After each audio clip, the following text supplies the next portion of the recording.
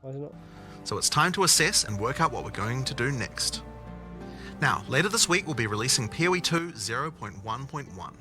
This is a patch designed to address the concerns that we can address relatively quickly, without needing to create a new league or a new economy just yet. In this video we'll be going over some of the issues we've identified and what we're planning on doing about them. Yeah, it's worth right stressing now. that just because a specific issue isn't on this list doesn't mean that we're not aware of it or that it isn't going to get addressed. It just means that we either can't fix the problem quickly or we can't do so without the need for a new economy. You just woke up in time. One of the major areas that needs a lot of attention is the base experience of mapping. We've made a lot of changes here.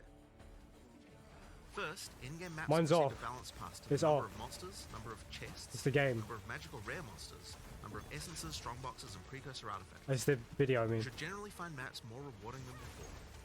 Maps generally specialize in one or more of these elements that they will be particularly rewarding in. Yeah. Now, towers are a thing that's very important for players to run often, but we only had one of them. We wanted to add more variety here as soon as possible, so we've added 4 more tower maps. Oh, they had more tower Alpine maps. Ridge, Sinking Spire, Bluff, Okay. and Mesa. Wow, they've actually varying the towers, which is nice. We've also redone the existing Lost Towers map to make playing there less boring. Oh, good. We're now also spawning more maps with bosses. The rate was intended to be 1 in 4 maps, but in reality the rate was much lower due to some maps being unable to spawn bosses. We've increased the rate to compensate for this issue so that we can get the actually intended rate. We're also adding a new type of tablet that allows you to add bosses to your maps with its own mod pool. Yes, finally. That's what I'm looking Strongboxes for. also needed some love. That's good. They now spawn monsters faster, have a less annoying fog effect, and have also received changes to the timings and effects of the mods on them. Now, let's talk about visibility of effects. Many maps had too much clutter, here we go. preventing effects on the ground from rendering, causing you to be unable to see and dodge them. We've both changed the level of clutter on some maps and changed some effects to make sure that they are always visible. Yes. In addition, elemental explosion effects Let's have go. had visibility improved. Stick around for longer before they explode, and disappear without exploding if a rare monster dies. I think it's next week, they said. I can't Volatile remember now. plants are also way easier to find out see in a second. before they explode. Yes.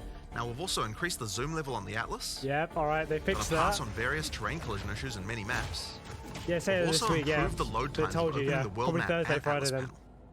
And we also now show the biome of a map on the hover for it. Ah, that's good with the For biome. other in-game content systems, we're focusing on getting all the rewards in line with what they should be. For Delirium, we recently fixed a bug which caused Delirium monsters to just not spawn after the starting part.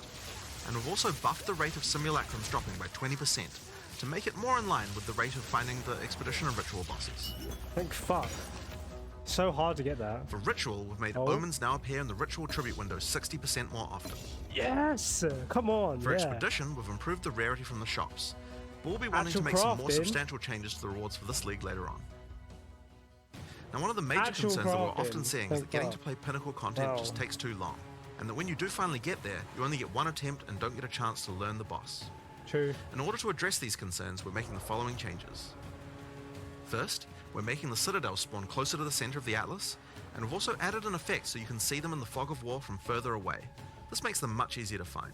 Do you mean pause the video? To address the problem of only having one attempt, Oh, on the oh no, what's Arbiter of going on? Ash you will now get up to 6 respawn attempts. Respawns can only be triggered by the person who put in the keys, and everyone on your party will be respawned at the same time. Ah. Leaving the map still forfeits your attempt, so you'll still need to fight the boss with the build you walked into the map with. Higher difficulties of the boss will lower the number of respawn attempts you get, but you should know Fuck the yeah. mechanics of the fight by then, right? Now, we'll also be adding respawns to other pinnacle content as well over time. Another thing that players have noticed is that there are less keys from Faradin Citadels on the market, and thought that it was because the Citadel spawns less often. It turns out though that this is just because the boss kills players more often than the others. We've made a few changes to that boss to bring it in line with the other bosses. Are they going A to lot fix of people have bloody reported that ES? many of our unique items are feeling underwhelming. ES is Uniques are fucked. often designed to be build enabling at high levels, even if they're low level uniques. But we realized that we do need to make sure that more uniques feel powerful when you first get them at low levels too. In this patch we are buffing a lot of uniques. Oh, wow. These What changes the should fuck? make finding uniques at lower levels a lot more fun, and make subsequent character playthroughs more fun too, when you have some great uniques to use. I'll see what the changes are. We're also changing a few other things to make finding rares better at higher levels too. First, we're changing mod weightings a bit to make sure that there are less bad mods. Another fix is making high tier items no longer cull the highest tier modifier of a given mod type. This bug caused bows and crossbows to not spawn with attack speed at tier 5 rarity, and rings to not spawn with life at tier 5 rarity. Another change we're making is to make it so that socketables such as runes can now be overwritten with another socketable. Now, as we continue to play, we still find many balance anomalies with specific monsters or bosses that can be nasty if you encounter them. What if it's This patch contains a corrupted? pass It should be fine, adjusting right? a large number of those monsters and bosses.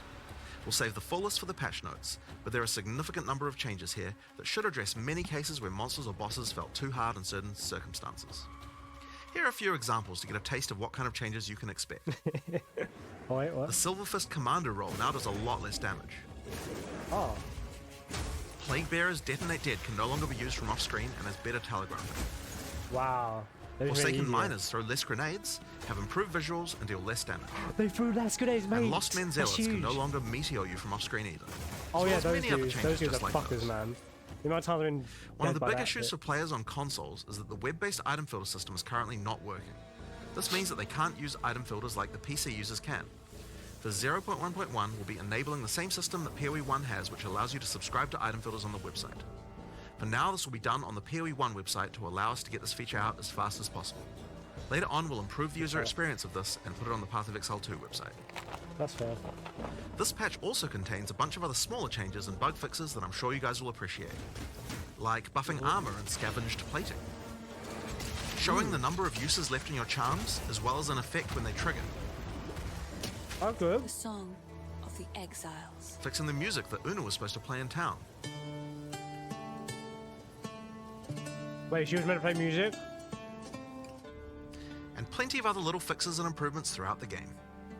Now, I we didn't have know a she huge played amount music. of much more meta-shifting changes that we know we want to make. And one of the best things about having the game in early access with the endgame is that we now have a Oh, much right, better right. idea of where we want character power to be and what the balance of bosses and monsters should be relative to that. But those types of changes are going to have to wait Oh, here until are the we are ready nerfs. to make a new league with a new economy for people to play. Oh. That's still a little while away yet, but in the meantime, we'll be continuing to identify things that are causing frustration and try and address them. I want to thank you guys for playing and hope to be doing more of these in the future. Later. They're not doing... All right, Actually, so nice. there you have it. Pretty awesome. We are now going to call them, get them ready for the interview. So we're going to go to a screen here that is a be right back type of screen here.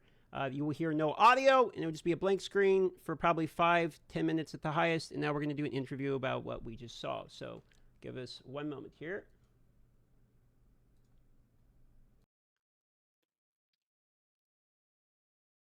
So...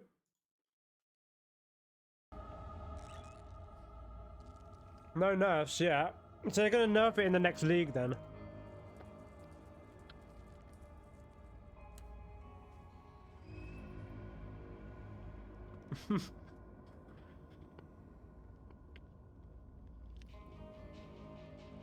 I wonder when the next league is.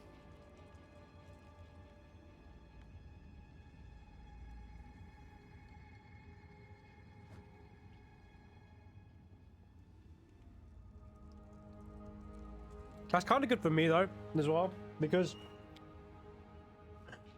pose with the new car, true. But then that's the thing. I'm just thinking in terms of like release, like numbers.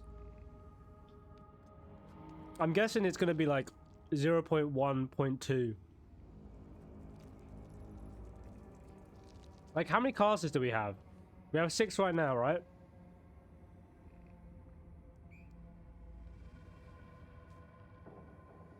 They said they wanted to do the release at like the end of the year. Yeah, so 6 now. So that means we've pretty extended season each. So what we got here? So we got 1, 2, 3, 4. Well, we got 11 months, right? And we got 6.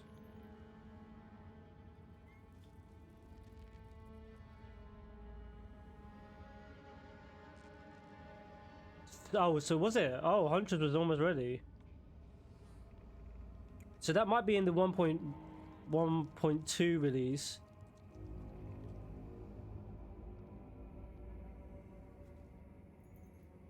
And like I said about the timeline earlier, about how like sprint timelines work, if he's saying later this week, then it's definitely going to be in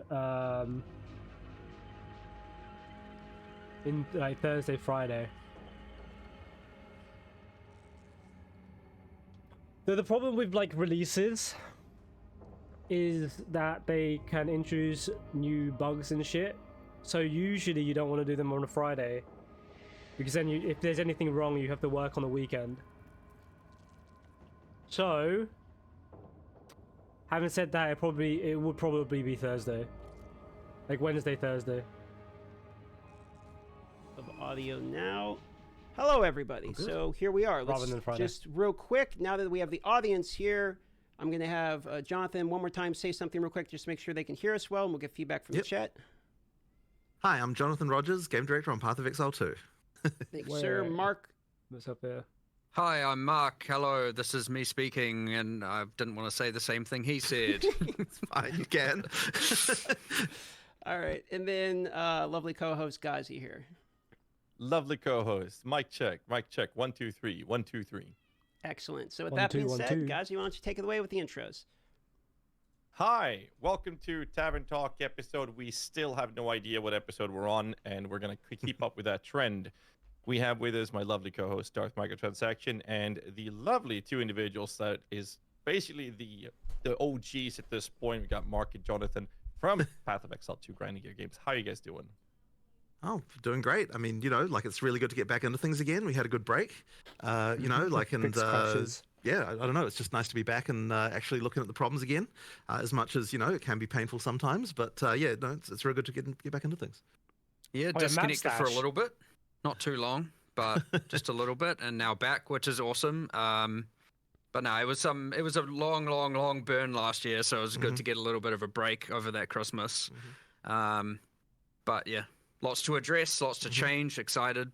And it seems like with the break, you guys still managed to get a lot of changes in from the review video we saw. It's fairly substantial, so that's exciting. I mean, that is for the most part just stuff that we did, like last week and this week. The maps, the extra 4 maps. Some of those did have some work that was done a little earlier, but for them because we knew we needed more towers and we just didn't get them in. But pretty much all that stuff is just stuff that we're just doing last week and this week. Like we try to move fairly quickly when we can. But yeah, the thing now is of course going to be like one issue we kind of realized we had is like, okay, how much do we concentrate on fixing problems people have right now, and how much do we concentrate on like the next big kind of content patch? And so that's like kind of the tricky thing we have to maneuver around at the moment. That's and I guess my feeling is that so long as there's like big problems that are causing people to have like a bad experience, I kind of want to make sure that those get addressed as soon as possible, at least where we can, so that we're making sure that things are in as best a state we can, like some kind of point of stability, so that we can concentrate on having the larger kind of like content patch after that. That's great to hear. So for this episode or this interview or whatever we're going to call it, we've done what we can to make sure that we let the community get their voices heard. So most of the questions we're going to go through is questions collected almost exclusively from the community. We have a couple of lights for some reason. Questions and some warrior questions from Darth, and we have some minion questions as expected from my side of things. But most of the questions will be taken from the actual community. So I'm just going to kick us off so don't waste anyone's time.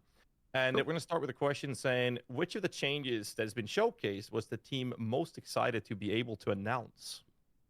Well, I guess that I'd say that like these changes, obviously, while the players are happy with them, we're not exactly excited about them per se, because these are just like fixes to things that are problems, right? So the stuff that we're excited about is the stuff we're not talking about, which is the content that's coming up in the in the larger one that'll have an economy reset and so on.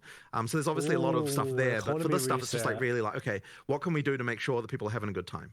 That's kind of the main thing I would say. Yeah, which is exciting in its own to see how much more we can improve, how many people having a good time. So, So I mean, that's good, but yeah, really, it's like there's no one thing there where we're like, oh yeah, this is the amazing thing. It's like it's all just like, let's make the game not suck.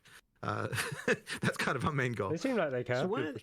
So one of the changes for in-game maps is the changes to, you mentioned monsters, chests, rare monsters. What impact are you guys hoping that this change specifically is going to have in in-game mapping?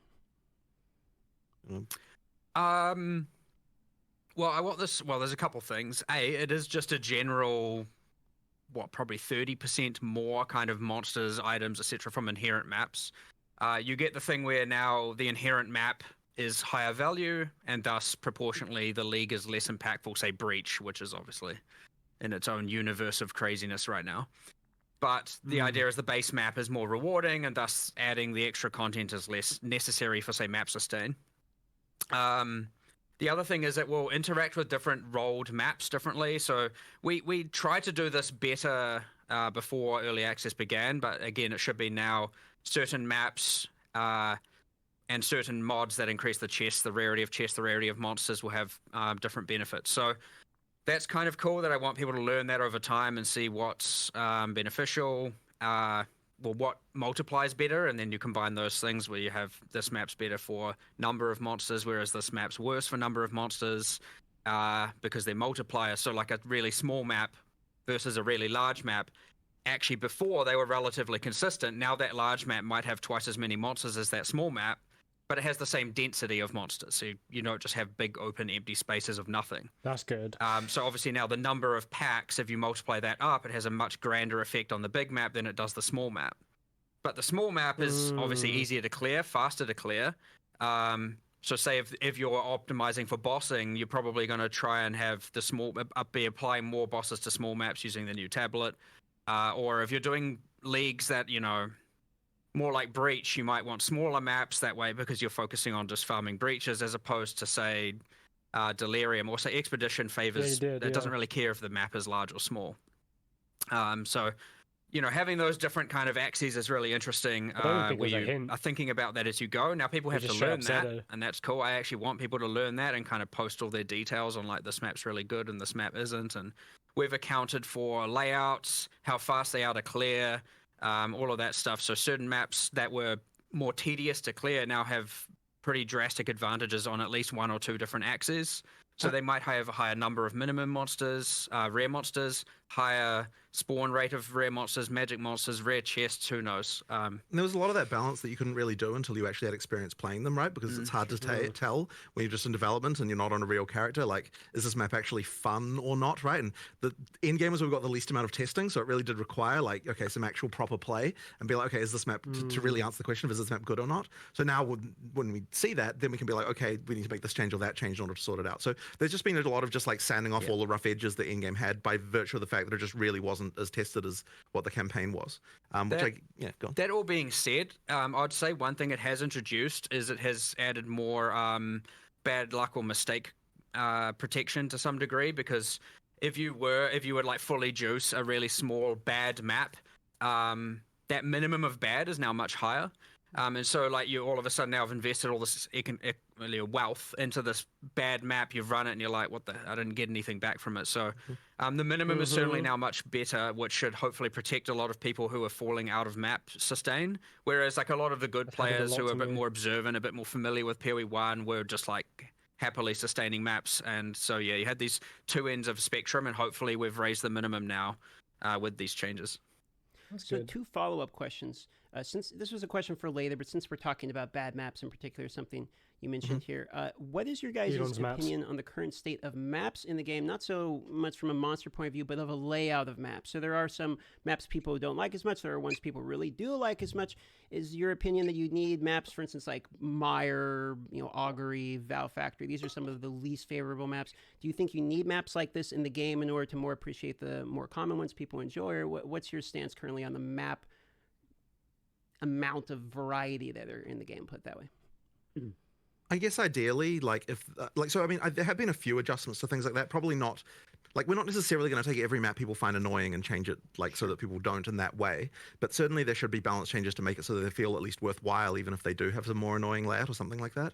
I assume you feel the same way about that. There's some standout things. Like, obviously, you shouldn't have the levers that you just can't dodge roll out of and you just die, or the levers are just spawning burning ground on them, right? Obviously, this stuff is just objectively wrong and objectively bad, and that will be fixed. But a lot of that contributes to, like, this is the worst map because you go pull a lever and die while doing so.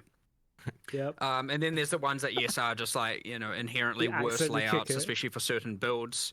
But then again, now using this other thing where it's like, actually, well, those maps may now spawn the most amount of rare climbed out a monsters fucking or lever, the most bro. magic monsters couldn't or roll just out. the most amount of monsters. I accidentally picked it. You're gonna have to go figure some of that stuff out. And some people might like that. People with less screen clearing AoE centric builds probably don't mind some indoor, more mazy maps if they're gonna get the benefit or feel like they're getting the benefit from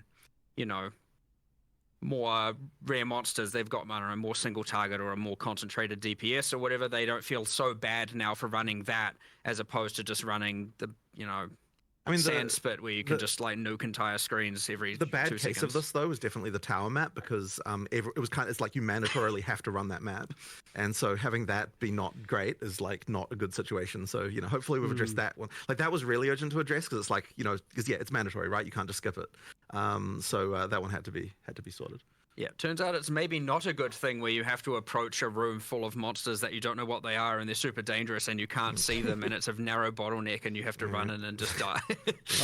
But even so, like obviously the variety helps with that, but also the new version of that map is now based on the top floor tile set, which is like got more variety and like it's easier to deal with. So that should improve a lot of that. Bit of visibility. Yeah, exactly. So it more helps open, a lot. less tight bottlenecks. They're still relatively narrow here and there, but yeah, much better to clear. So one more follow-up here, and I'll pass it off to Ghazi. In the reveal, you mentioned that the boss maps, for instance, were supposed to be more common than they actually were. And so this comes to a very common question about Waystone's sustain. So what was your opinion on the state that previously was with Waystone's sustain, as well as do you believe this impact of additional bosses are obviously going to impact Waystone's sustain? So you think this is going to help alleviate some of the feedback we've seen related to there? That one's pretty interesting because, and this is probably going to be a controversial thing to say, but like we don't know that there necessarily is a problem with Waystone sustain as such. So that means we have to look into, if people say that there is, and that means we have to understand why that is, because I don't think that's the experience that like we're having as we're playing ourselves. And like, so there's always this thing where it's like we want to hear what the players say, but then we always want to confirm with our own experience that like when we do what they're doing, that we're getting the same experience before we can kind of make a good decision of what a change would be. So I don't know that we've identified why it is yet that players are having problems with Waystone sustain, and so that's like, and now this will change this obviously because there's more bosses and so on. Like that's the thing you can do. Killing bosses will give you upgrades and so on. Like that'll help with that. But I guess I sort of like I feel like we need to understand that problem more before we can really work out what exactly needs to happen with it. There's certainly more to learn there, but as I said before, the minimum's now higher for sure. So it can be just people running into bad specific maps that like have specific problems that someone who's. I suspect it's also just a lot of people struggling with the difficulty in dying, and it's obviously very different if you're dying even in 30% of your maps, 20% of your maps. I mean, even 10% of your maps. It can make that difference. So yeah, there's definitely 100% more to look into there. But like, I personally, I went to from tier 1 to tier 15 maps in a total of 32 maps, and I've sustained since. And then you see the things where people are talking about map sustain, and I'm like, okay, am I in a different universe? And the answer is probably in a different universe. The answer is probably yes, I am in a different universe. But from a purely anecdotal standpoint of my own, I try and I'm going to see how it is for myself, and I'm somewhere else. We need to look more into this somewhere. So we have other people at the office as well, of course, and you get their anecdotal experience. But we need to look at this from a much broader perspective. But either way, what we've just put forward is an improvement to all of that. Higher maximum, sure, higher minimum, and a bit more safety for bad luck. But what it doesn't really account for right now is safety for people dying and, failing 50% of their maps or N% of their maps. There is a slightly more subtle thing going on, I think, which it's kind of unfortunate how this turned out, but effectively, because you can power through the map tiers really fast, it means that you don't get a chance to find the gear that you would otherwise have as you went through those tiers. And that means that effectively when you do, like you might be playing higher tier maps than what you really should be playing for the amount of wealth that you found. And that means that your map sustain is bad because you're dying more often because you're kind of playing higher tier content. And is on us because we need to adjust that so that you you only start effectively, in order to progress up the tiers, it needs to be more that we need to sort of gear check you more as you go up a little bit to make sure that you've got the gear you need before you're going up the tiers. But this is going to be a really subtle and tricky thing to get exactly right. Like, there's quite a lot to that, and that's kind of more of a thing that we can sort of look at over a bit of a longer period of time, because it's going to require some adjustments. And sold a ring for that's just sort of another one, but there's quite a lot of implications to all of that, and I don't know that we're quite ready to like understand exactly what would need to happen for that to happen. But that is kind of one of the issues that we're seeing, is just like, effectively people playing content that's harder than what we would hope they would be playing for the gear that they have, which then causes the deaths, which causes the sustain to be bad. So that's kind of that issue there. Thanks for the detailed answer. I'll throw it off to Ghazi for the next questioner. Yeah, next in line, we're actually going to circle back to what you mentioned, Mark, regarding Expedition, not caring about the layout and whatnot, but you also mentioned, I believe it was in the video, right? You mentioned more substantial changes to Expedition coming later. So the question is, do you have any particular examples of these things you're hoping to accomplish with this mechanic? Yeah, I can't really say what it is, but what I can say is it is intended that every league, sort of, I'd say, without promising it, because we're allowed to make exceptions. It is kind of intended that every league provides some sort of access of character or crafting power that is abnormal. And so, you know, different that you can't get anywhere different. else. Mostly character power here. So aside from the unique items, obviously they can or sometimes don't provide character power that can be attained elsewhere. This is more about something else that's, you know, similar to, say, the instilling your amulet with a notable. You know, it's something that only that provides. It gives you more power than you would have had if you had never done it. And so ideally every league would kind of do something like that, or provide a crafting avenue that would then give you something like that, or give you more power in general. But yeah, we just kind of have the vendor mechanic where you can do some crafts, and none of those crafts are abnormal. They're not adding extra benefits or mods or anything outside of that. So yeah, we have intention to add something to that, and probably to a lot more of them over time. And as you get new ones that each obviously have this thing in mind, we were trying to say, how can we make characters feel a little bit more powerful by engaging in that content? But yeah, Expedition just didn't quite get it when we ported it over. Like, you know, we discussed heaps of things, like we could add some more ROG crafts, so to speak, now that, even though it's now 3 out of 4 of them crafts. It definitely needs something else. Yeah, it just needs something cool, something better, and something not rushed. Which is we were in a position where we were going to rush something, and it's like, hold on, let's not do that. Let's get it right and do it a bit later. Fair. I like that take. Another question we have is regarding the Arbiter of Ash now having 6 resurrection or revive attempts, right? And other attempts to, or adding other attempts to other pinnacles over time. I guess the question comes down to, why wait with adding extra attempts? Ultimately, the reason is just time. So it might even be that in the patch that we do deliver, that some of those other ones are already done. It's just that because the video had to be made last week, and like we were like, are we gonna, like, we knew we would get time to sort out the Arbiter, and we were like, we don't know if we're going to come to the others, so we'll just like promise that one, and then if the others come, then that's just a bonus.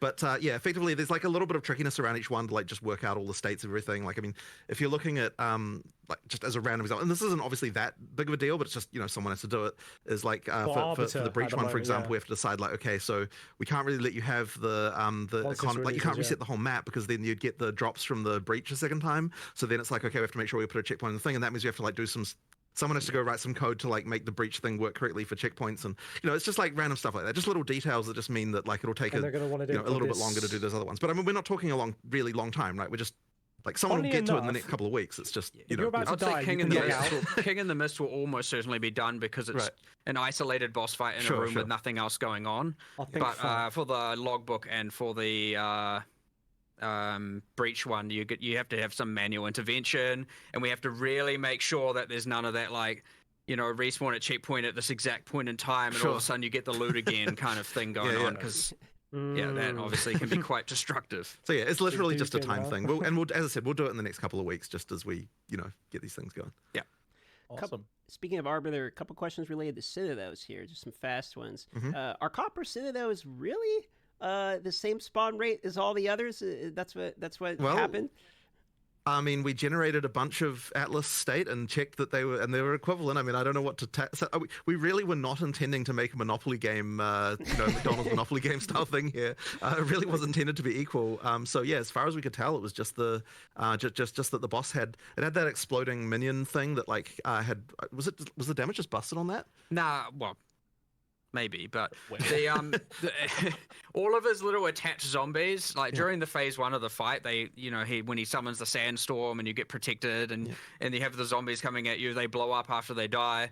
And in the map version, the in-game version of this fight, some logic was missing. I don't know what happened, and those would then explode at the end of the phase 2. So you're like, oh, I killed him. You run in to get your loot, and 8 zombies just explode and insta-kill you. Oh. And so what you found is a whole bunch of people were just straight up like succeeding at the fight and then just dying straight afterwards. So that accounted for some portion of it. And then he was just harder. Certainly the death rate, even excluding the one-shotting zombies, was just much, much higher than the other two. Dude, I got him with we have a now massive ES a cheat shield, that generates or simulates generating like break his ES I think it's 1 billion different blocks and calculates how many of every map spawned and everything like that just to test this specific Citadel case. And everything we could find generates exactly the correct amount of the 3 things. So speaking the 3 Citadels. Speaking of spawning Citadels, did you guys happen to catch any of the conspiracy theories related to, corpses pointing in directions, etc.? It was so ridiculous. Whatever. People come up with crazy things. I don't know. All right. I can tell you. I see. The thing is, I'm tempted to actually do something weird like that now, just to just to bait the conspiracies. That's pretty funny. Yeah. No, there was nothing weird going on. It there. is. It's just RNG. Like you have. I did catch it's in the just video. RNG. That's all it is. It said closer to the cinders, so there is something to being farther away from your spawn point. So, but basically, all that is literally just that there. Where you start, there's just a radius you have to get to before they start spawning. But after that point, it's just they just spawn the same rate. RNG. And we just moved it closer just because since you can't really tell like where the that's like not obvious, right? And the main thing we want to do there is just not have a Citadel spawn like right next to where you start, because that'd be ridiculous. Effectively we just shrunk that down a bit because it was a little bit large. And then the other thing as well is that now that you can see them in the fog, it actually makes them so much easier to find. That we actually intended, we were like, oh yeah, we're going to totally buff the number of these that there are. But after we made the change to seeing them in the fog, it was immediately like, oh shit, there's actually tons of these everywhere. We just weren't seeing them before. It's seeing them makes a big difference. Okay, so moving on off the topic of Arbiter instead of those here. It mentioned in the video less bad mods on mobs. Can we get some more detail? Sorry, it wasn't mobs. That I think because it was in the item section, and maybe you misheard that slightly. But maybe the bad mods thing was talking about items. So effectively, there's some stuff going on here. So effectively, what we did, because a lot of people were talking about issues with higher tier rares as you get to harder content, and effectively, when we sort of looked into this, we sort of worked out like there were some anomalies around like what happens when mods get cut out on the lower levels, just based on kind of like somewhat random things about like how many top tier mods there are of certain types and things like that. So what we've done is it's not like huge changes, but we've kind of effectively done things like I think accuracy went down a little bit, and there was like I can't remember the other changes. Accuracy went down, life on kill, mana on kill, on weapons at least, and then I've had accuracy attributes on hybrid gear. Yeah, that's right. Yeah, the hybrid gear attributes, and then there was also the bug where effectively high tier rares weren't getting the ability to generate top T1 mods of certain types, which I don't think it was actually necessarily as big of a deal as what people might have assumed, but because it wouldn't have affected that many items, but we have fixed it. So, for example, it was just impossible on a T5 bow to ever get attack speed. Once it was a certain item level. Once it was a certain item level. So yeah, but you couldn't even get T5 realistically except from high level stuff, right? You still could occasionally, but whatever. The point is like there was a few things like that were going on, and we effectively just adjusted that stuff, and it should result in generally better rares when you're talking about like high end, like high tier stuff. So we'll just sort of see how that works out. The adjustments are not like mega, but they are there, and they should sort of improve things, I think, a little bit. And just for clarity's sake, for the viewers, when you say top tier, like tier 1, you actually mean like tier 12 or whatever the top tier is, right? Because tier 1 technically is the worst tier. Sorry, yeah, I'm. Yeah, taking a tier It's so annoying that we have like tiers going in reverse directions in different contexts. Like, but what I mean is whatever the top tier of that mod is. In some cases, it was getting cut out. In fact, I worry that even in the article that we're going to say that's actually incorrect. So I just need to fix that because I think in the article that we posted, why did it they says switch T1 it? item affixes, which is actually backwards. So I need to go and fix that after we've done this. We also need to make this consistent everywhere and sort the tiered situation out. Yeah, I do have a follow up on that. Yeah. It is sometimes very frustrating dropping something that has a high tier, but I don't know if that is the highest tier. Would it be possible? Like, is there something you guys are considering adding? I think we are adding a thing that displays on the mod if it is the best tier relatively soon. But again, we need to also just figure out a little bit more around this because we've got this whole T1 versus T random the number. reason why there is resistance to having T1 mean the top one is because then if we add another one later, it changes what all the tiers are, and there was sort of some discomfort around that. But then maybe it's still better to just do that anyway. I don't know. That was the original thinking behind that, but whatever. It might be less confusing if T1 meant no, because the other thing as well is that map tiers are like the T1 is the bottom one again, and you certainly wouldn't want to reverse that. That would be weird. Because I got confused on PoE I don't know when it was like that, but at least I've gotten used to it now, so I understand it. But this is just a random small topic. It's so confusing because it's like understood. not consistent. Speaking of items and quality, exactly. one of the most requested additions, item filters, coming to console. So I'm sure many people are very excited about that. Speaking of the topic of consoles, a map tab. Can we expect more quality of life things coming to console? For instance, I very commonly see asked for things like text UI size, etc. Do you have any plans related to quality of life improvements for console? Yeah, I mean, we certainly need to do more there. I mean, I don't have any specific things to announce there, but effectively we need to make sure that that experience is good. One thing that I know, this isn't actually technically a console thing, but another thing that we will be doing for people who use controller soon is like the ability to fast swap between controller and the PC UI just by immediately in game, because that's something I believe there was even an implementation of that. It was just a little bit too dodgy to release on early access start. So we just need to get that sorted and then tested and sort of that. So that'll be another one. But in terms of just general console stuff, I mean, look, there's just more we can do, right? And we've got our guys on console. They'll be looking into these things and just making changes. The text size one, I do think needs some addressing. It's a little bit tricky because there's kind of a lot of things all through the game that need futzing around with. So that I definitely appreciate that. And like part of that is literally because when we're in this is kind of bad, but it's like in the studio, we literally have like a big screen and the couch that's near it is like relatively close. It's like an actual real world scenario.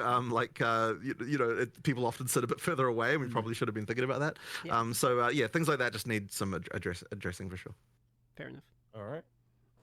Putting aside bugs and tuning that is expected for early access state, was a question I was asking about. What are the players' feedback that surprised you guys the most? Well, I know you were saying, I guess from my perspective, it's like we had a lot of worries about things being broken. We just didn't know what those things were going to be. But then you were saying before that just the level of brokenness did surprise you as far as like some character builds and stuff, right? Yeah. I had my whole okay. Obviously, people are going to find broken builds, but like we escaped millions into tens of millions, and then we escaped tens of millions into hundreds of millions in measuring in DPS, and then we escaped DPS into comets per second, and then like you got to this point where it's like, okay, we're just off the reservation here in terms of just, when you 1 week in and someone's like, here's my 450 million DPS build that hits the pinnacle boss for 141 million damage and one shots in the 3-player party, and I'm like, well, where are we? Like, what happened? The thing that I found a little bit sad, and I guess we should have just expected this, is that like I sort of expected that the first few times people were playing the pinnacle boss, that would kind of be a normal fight. But in reality, the first few times people played the pinnacle boss was just completely like a disaster because like they just had some build that was because to get to the pinnacle boss the fastest, you also had to have like a ridiculously broken thing going on, and so you just ended up with just like you don't even get to see the mechanics, and it was just like that was a bit sad to me. Well, hopefully with more lives, people will actually be giving it a shot instead of just selling it off to those people who do one-shot it. But we'll see how that goes. But the tricky thing about this is just being that, like, okay, so we do generally want, we do generally want to not do mid-league nerfs, I did that and with there was a Mr. period King. there before Christmas where we 600 were making exalts. some changes, but we weren't even considering those to be mid-league nerfs because they still left things in a state that was still like very, very good. Like from our perspective, and like maybe the players would disagree with this, it was kind of like when we nerfed something there, we were still leaving it in a state where it's still some of the best shit ever. And so there would, from our perspective, we were like, well, there'd be no reason to have to re-roll your character after this change because like it's still crazy. So we didn't even really consider those to be mid-league nerfs in the same way. But then, obviously, there's going to have to be some changes because, like, you know, there are just certain things that are just completely ridiculous. But one thing we've got now, and I kind of mentioned it in the video, is that like we actually have an understanding now of like what a character should look like. And so ideally, when we do our first like true balance patch, we should be at the point where we can be like, okay, here's like these like 10 things that need to come down, but then there's also like these other 50 things that need to come up to get to that point, right? So like ideally it there should be a little bit of leveling there that occurs, but we really don't want to do that kind of patch without doing an economy reset because we actually need like to see what really happens when you get a new economy and all that sort of stuff. So, and when I say an economy reset, of course, what I mean is a new league. Like you'll still have the old characters if you want to play them, but all the stuff we're going to be looking at will be on the new economy that, you know, in terms of like how it evolves that way. So yeah, that's going to be like a tricky one. It'll take us a little bit longer, but that is also what we're working on in the background as well. Is just like getting all of this stuff to where it needs to be. So am I hearing that there's no nerfs coming in this patch? Then is that sort of what I'm taking from this? I mean, there might be a few that relate to things that are just completely screwed, but I don't. I mean, it is on our intention to do a big nerf patch here. Like that is not our goal. Our goal with this is like fix things that are annoying people and like make the game more playable. Whereas the goal of like the economic, sorry, not the sort of balance patch that's coming a little later would be like, okay, we'll have a new economy. We'll actually do like a proper balance pass where we get all of that stuff like more. Because you scared everyone with that executioner photo in the Twitter post. I mean, it looked like the guillotine was about to drop. Okay, yeah, people look into things I think a little bit too much. Okay, the more conspiracy kind of three theories, kinds of nerfs going on. Not on this patch. Just hold on. That was. I do want to follow up though with the comment on the balance patch coming later, and you want to combine that with a economy reset. So is that you saying that there will be economy resets during early access on a regular basis? Yeah, so there won't be. They'll be in a new league, so you still get to keep your old characters. But effectively, yeah, absolutely during early access there'll be new leagues. What I don't want to say is like whether or not the league so when I use the word league, people sort of assume that means there's like a league mechanic that comes along with it, and we might do that or we might not. We kind of need to work out what's going on there. But it'll be a new league in the sense that it's a new economy that people can play through, and we'll be introducing significant stuff that would want people to make people replay as well as doing all the balance stuff and all that sort of stuff. But effectively, we need to do that because if you can't really just make changes to balance like significant ones without screwing people's characters over, obviously. So you need to have some kind of thing like that in order to be able to do that. Just going back quickly, we have a kind of few classifications of things we do address when it does impact balance, and we are trying to be ultra conservative, but if it is bricking instances, as in it is just absolutely tanking instances, affecting the performance and thus affecting the performance for other users, we almost always have to address it. You can't just let that be. Now we obviously try and reduce the impact on the server, generally because of some sort of infinite loop or anything of the sort like that, or you know, something happening per frame that shouldn't happen, and all of a sudden now, you know, like if you're getting the server frame rate to be like 1 FPS, then that is not right? Like we have to actually sort that. So that is something that we will do a mid-league nerf to address, but ideally in such a way where it still leaves the build perfectly viable. It's just that it's no longer completely destroying what's going on. The other things where it does nerf and has an impact is, of course, when there is simply something clearly not working intended. So like an example of that, which I won't try and pronounce, but the shield that increases effect of your socketed runes and soul cores, and that was obviously applying to all of them, not the one socketed in itself. That is obviously a nerf. It was never meant to work that way. I don't think that really surprises anyone when that gets changed. It's very clearly not working as intended. So those two we're generally just going to pull the trigger on almost always. We're still thinking like, okay, especially in the performance case, that's like blatantly our fault and there is economy there, and then obviously there are people who are going to lose their character builds because of it. Maybe, hopefully not. We try and obviously bring down the frequency or the infinite loop element or the per frame while also buffing the damage, and then we make a note of it to like reassess this later when there's a new economy, and we'll come back and reassess that. But to be fair, they're gonna fuck up my build. Protecting the instances, protecting the server performance for other users, and obviously fixing bugs are something we're going to do, and so that can have an impact. But just like at this point, preferably for all the other main nerfs where you're just blatantly nerfing someone's build or nerfing a build, we're trying to currently push that towards the economy / league reset kind of point. So my build's still safe. To be fair, that's actually broken what was on your shield then. It's a very extensive answer. Appreciate that. That's one of the things that makes this very fun for us to do. We ask a question, then we just lean back and let you guys do your thing. I love it. We are going to circle back to what you mentioned as well earlier, Mark. You said coming back to reassess a decision that's been made. And the topic we're going to open up is the two-step verification security for accounts with certain things that's happened recently.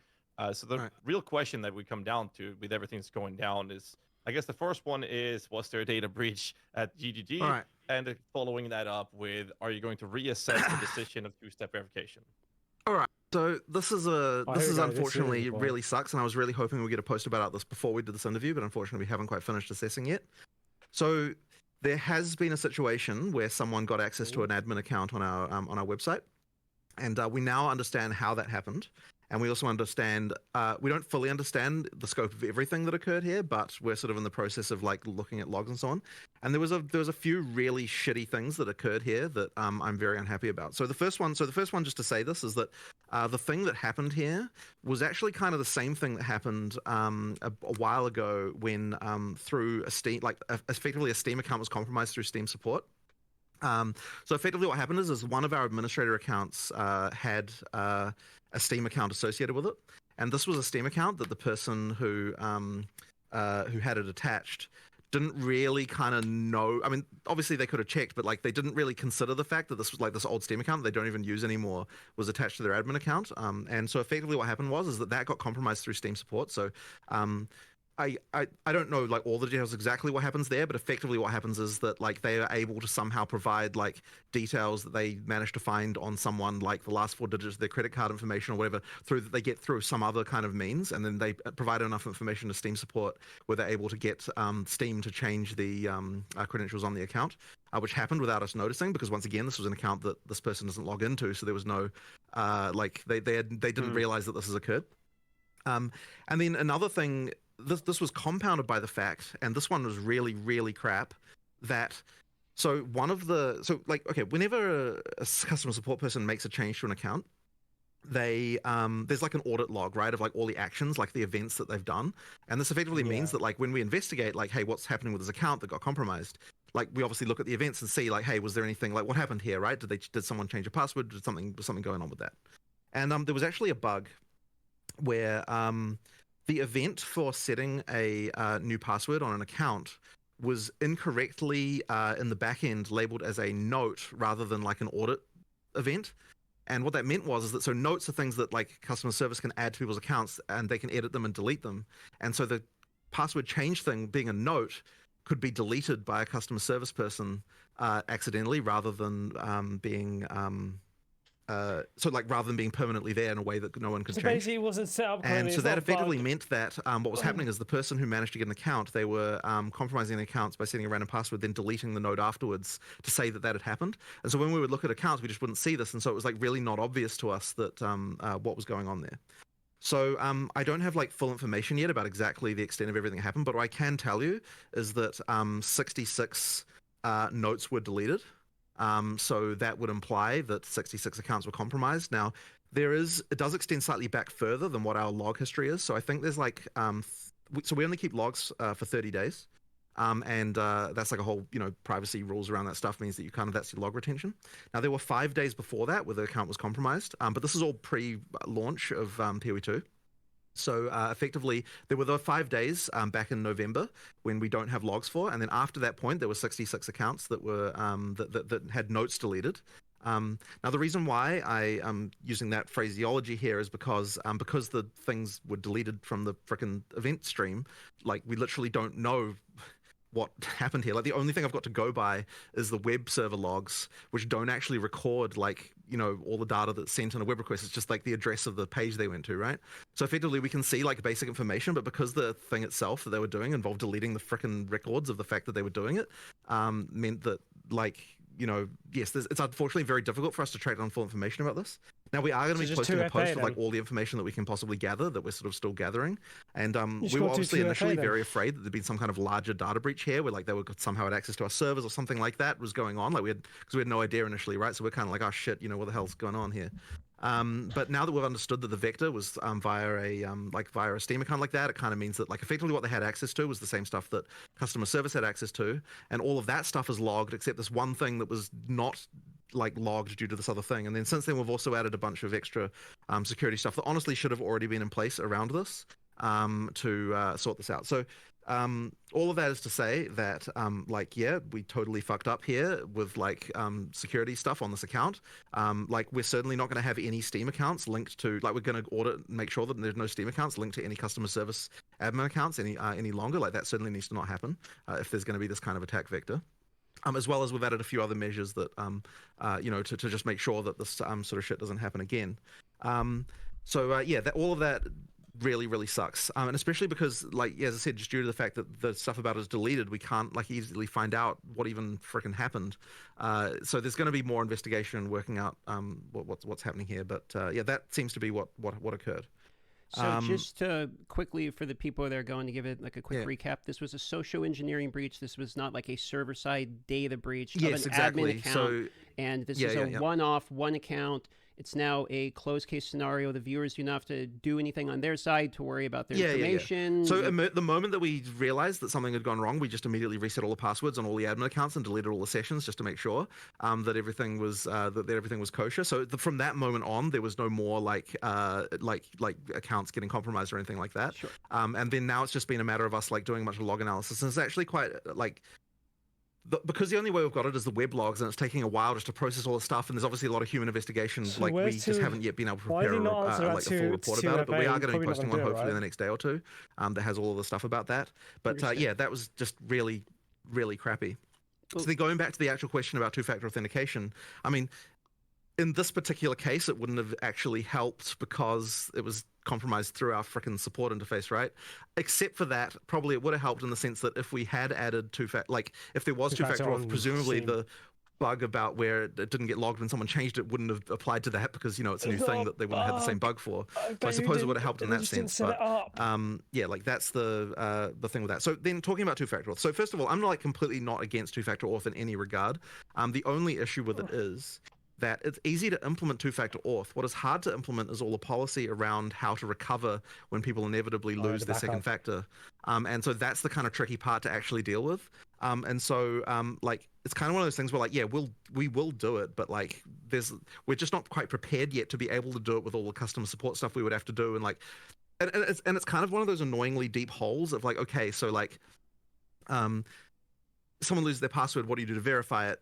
Like, you know, the two-factor auth thing, what do you do to verify this? And it's like, okay, so now you start to have to worry about like, what personal information can they give you? And then now it's like storing personal information, and then like, what's the GDPR implications of that? And like, there's just like, it's just like a whole rabbit hole of just like random policy stuff that all kind of like comes around to that stuff.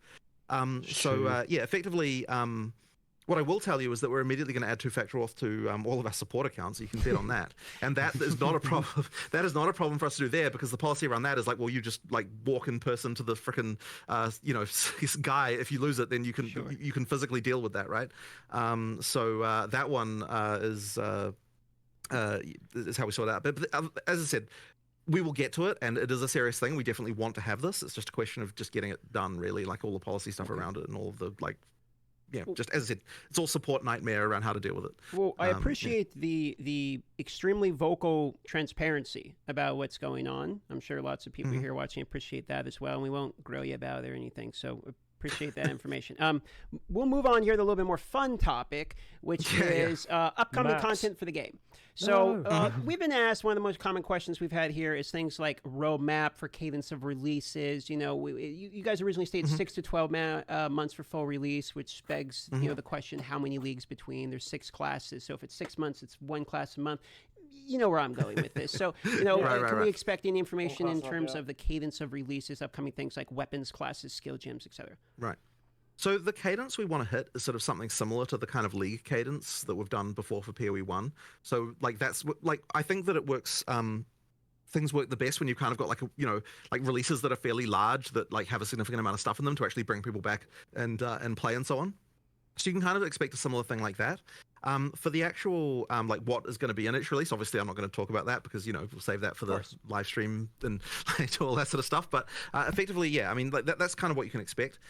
That being said, there's also a thing where like so we want to be able to do the balance patch addressing the balance issues that we've talked about as soon as we can. But in order to do a patch like that, you need to have enough content in it to be able to make sure that people actually come back and play it and like, that sort of thing as well. Like you need to be able to make enough changes and like add enough content that it's actually exciting. So we're going to work towards getting a like a PoE 2 sort of new league with new content in it basically as soon as we possibly can. So we're like I can't exactly say a date or anything, but like we're gonna rush for it, right? Like we're gonna really try and do it because we want to get to that point of stability of the balance that we're sort of happier with as soon as we can as well. So as I said, not going to say a date, but basically just. Look, we work reasonably fast. We're going to try and get it out as quick as we can. Hopefully, we get that relatively soon for you guys. Okay. So I'm just going to go ahead and assume that new acts is going to be involved in this. But I guess a little extra question to that. When we talk I'd say in February, end of February. Is the plans to add like one act, or are you guys? Yeah. So this is honestly. This is honestly one of the freaking hardest questions ever, right? Like this is actually something that we've discussed back and forth so many times because like if you're talking about it from a pure storyline perspective and like kind of what makes sense, like so there would be so imagine we release one act, right? It's like how does it fit exactly into having the leveling? Like do you go like 1 2 3 4 and then like 1 2 again? Like that'd be kind of weird, or like 1 2 3 4 2 3, or like. Do you have Act 4? You can also play Act 1 or Act 4, or like like it's kind of just weird, right? And like, so like from that perspective, it's like we should do them all at once, like at some point. But then on the other hand, we're like, okay, if we don't release the acts one at a time, then that kind of means like all the content from that we're sort of busy having to work on, like we still have to have good releases, right? And so that means we have to have like more stuff in what we do release if it doesn't contain an act. So there's kind of this like complicated like puzzle around this, and it's like. And what we kind of thought, like, there are issues around this, but effectively we're like, okay, well, we're going to have to make Act 4. We have to be making Act 4 in the background right now anyway, right? So we don't technically have to decide what we're doing about this, like, right now. So, like, that's sort of happening anyway. So I guess that is to say that, like, there's still a lot of argument about this fact. And it's honestly such a hard one because I don't think there's a really great answer. Like releasing the acts one at a time would be make the making content so much easier because we get to immediately utilize all the stuff from that act to like make other content. Like it'll be so much, and like also it just immediately makes a release feel really big, right? So like that would be something that we could do, and it also would be good for our studio because like there's this phenomenon that always happens where like. You say, okay, this is when we're making this thing, but if people are not actually going to play it, then like people have a different definition of finished from like, oh, people are actually going to play this versus like it just has to be ready internally, So like for just a production perspective, like I feel like the game will get made faster if we do release the acts, just because it forces us to actually release them and like forces everyone to get it into a really playable state. But on the other hand, as I said, there's like all these kind of like practical issues with it. So damned if you do, damned if you don't, huh? Yeah, I know it's a bit of a tough one. So I mean, I guess the answer to that is still to come, and we just need to work out what we feel about this one way or the other. So I guess you'll see when we do our next announcement what we've kind of come up with. But as I said, in the meantime, it's not like we don't have to just make Act 4 anyway right now in the background. So that's they're continuing to do that as well as all the people on the more sort of balancey side of things working on balance, which will get shipped much earlier. Yeah. All right. Let's just move on to the next topic to make sure we actually cover these questions. We have a long list. Sure. So we're going to talk about a can of worms called State of Magic Find. Now, the perception has been one thing. And I mean, shout out to Slippery Jim for the absolute insanity that he goes through, which is kind of showing that it's fine. So what do you guys think about Magic Find in its current state? This is a very tricky question. Now, what I will say to start with is that like the way the Magic Find formula works in PoE 2 is literally identical to how it was in PoE 1 as far as diminishing returns and everything is concerned. The difference is just down to what Rarity is giving you as opposed to what it was giving you in PoE 1. Our argument for why Magic Find should be fine in PoE 2 is effectively like, we're not doing what happened in PoE 1 where you got like all these quantity mods and all that sort of stuff like that. Like, it's effectively the Magic Find in PoE 2 is what PoE 1 had back when PoE 1 was first released, right? Where it was kind of like, and it kind of was fine then, so the argument was, well, why shouldn't it not be fine now? I guess there's another, like, compounding with this, there's another contingent of people who would say that like anything at all that affects item drops should just not be a thing at all, and which is like a position you can take, and I don't know that I necessarily agree with that position, but like, you know, it's another position you can take. So I guess all of that really is to say that like I don't think there's anything about it that's not working as it's intended to work, and ultimately the purpose of something like Magic Find is to kind of give you another axis of build design beyond just like doing the most DPS, which, you know, like that's kind of its ultimate goal. So but I mean that's kind of where it's at really. There's definitely more to look into here though. I don't know if you've got a different opinion. Not really. I was just thinking the main difference between, say, PoE 1 was you fully saturate into every single item being a unique item. That's the difference. Whereas in PoE 2, you saturate into higher tier rares. You actually cannot fully saturate into unique items. It is impossible. So yeah, it certainly holds different value. I don't know how. But then again, I suspect a lot of the audience who are finding Magic Find to be a problem would find it a problem in both games, which, again, completely fair perspective to take. I don't know. There's a little bit more to look into here for sure. Like, we come back from holiday and we're like, all right, let's fix everything we can in a week. There's this list of like 100 things, and we pick what we think is the most impactful 10. And so, yeah, there's a lot of these things that are just outlying on a list for us to really actually look into and investigate more and see, you know, what part of it people are liking and not liking. Because, you know, even though you had Slippery Jim do this, you know, the great service, there'll be a lot of people who just disagree with that. He says it's fine. There'll be a lot of people who disagree with him as well. So yeah, we just need to look into this a bit more honestly to get a better conclusion. But personally speaking, I don't think it's a problem currently. But I might change my mind as well upon reading all of this and looking into it more. So we'll see how it goes. A follow-up. How can you disagree with the data? Oh, sorry, let me cut you off. You can continue. No, you go for it. Sure. So a follow-up to this is, okay, so the state of Magic Find is a question. Specifically, do you have a belief on how you believe it's influenced the economy? I'm seeing a lot of comments sometimes when I'm live where people are like, Magic Find's the reason, inflation's the thing, etc. So what is your guys' belief in terms of how much Magic Find is actually making an impact in the current economy? Actually, there's another difference from PoE 1, actually, of course, is that Magic Find now increases the tiers of currency you find. Yes. Which, I don't honestly think that we have an informed enough opinion on this topic, actually, to be fair. Yeah, like... That's what I don't think it's been our primary concern, like, this week, because of the fact that, like, there's other things that we think, you know, like, we really wanted to make sure that the actual play experience is prioritized as the main thing. Like, that's the kind of, you know, our focus right now. Which, I mean, obviously this affects it, but it's kind of like something where, like, it's a slightly longer term concern. So it's something we need to definitely investigate more. But yeah, it was really like that map playability and like making sure that, because like, I mean, when people are dying to things that they think are bullshit and stuff like that, that's kind of like something that we were more concerned about. So yeah, that's, I would say we need to definitely do more. We need to form an opinion about this before we can say more about it, I think. How about I phrase a question like this then? In PoE 1, item quantity was removed, which affected currency. In PoE 2, you now take that into Yeah, I see what you mean. Yep, that's a very good point. What is the reasoning for reintroducing quantity that you made a decision to remove in PoE 1? True. I don't think that we looked at that as reintroducing quantity. But you are correct that it does increase the quantity. Well, okay, it's not that it increases the quantity of currency. It increases the type, the tier of the currency you get, which you would look at that as quantity because, like, you don't care about like whatever transmutes are dropping. You only care about the higher ones, and so as far as you're concerned, that is quantity. So I would say we just didn't really look at that as quantity, but you know, you're not wrong about that, right? That is true. Well, it's certainly going to be a problem if it is perceived as that having enough rarity is the only way to thus have enough currency to say roll your maps effectively sure. and also have enough to spend on gear and whatnot. Like Right. that's certainly a problem.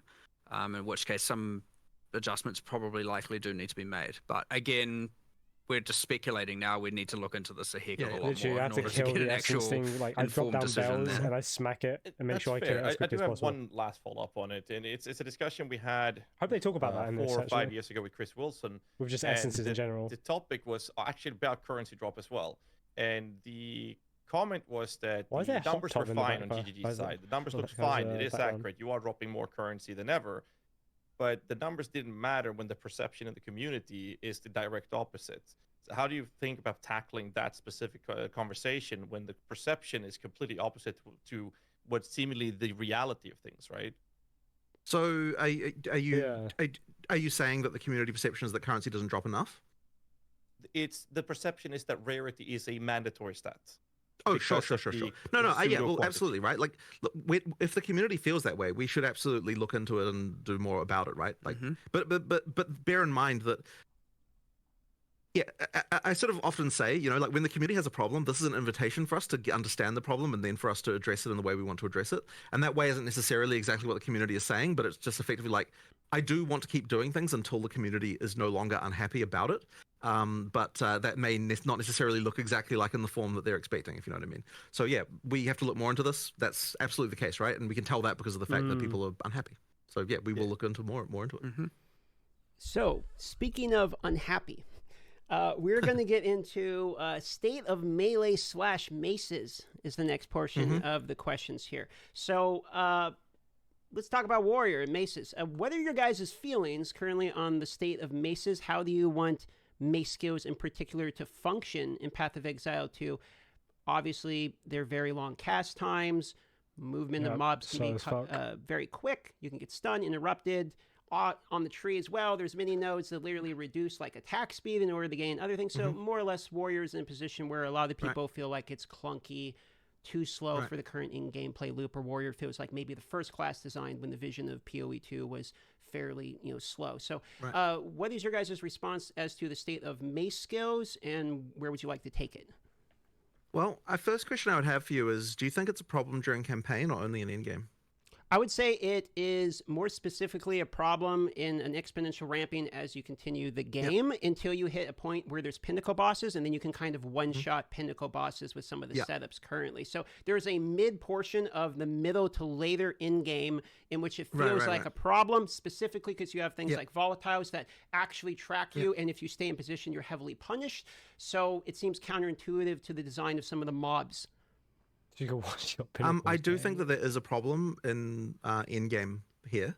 I'm not exactly sure what we need to do about it yet, though. I'm glad to hear you say that it's an in-game issue and not a campaign issue, because I have to say that my experience playing Warrior through campaign is actually that it's fine. But I did hear a bunch of people talking about that as if that was not fine, and I think that it is. Like, I think, or at least I can't reproduce the issue during campaign. When if I that's the played case. Warrior with my friend, so really, it is more of an in-game issue, and I don't know that I've got a solution for you right now. I picked up a it's to make we get do need to, minions, like, once and again, I've it's got one of those Spark. more subtle things that we need to look into, and I suspect that the big balance patch will be looking at that a lot more. There is something remove about the volatile. warrior They're that doesn't updating it. scale in the same way that some of the other classes do, I believe. But that They're making it easier. we to sort of see. need to understand what the other classes end up looking like as well, a little bit, to understand that as well.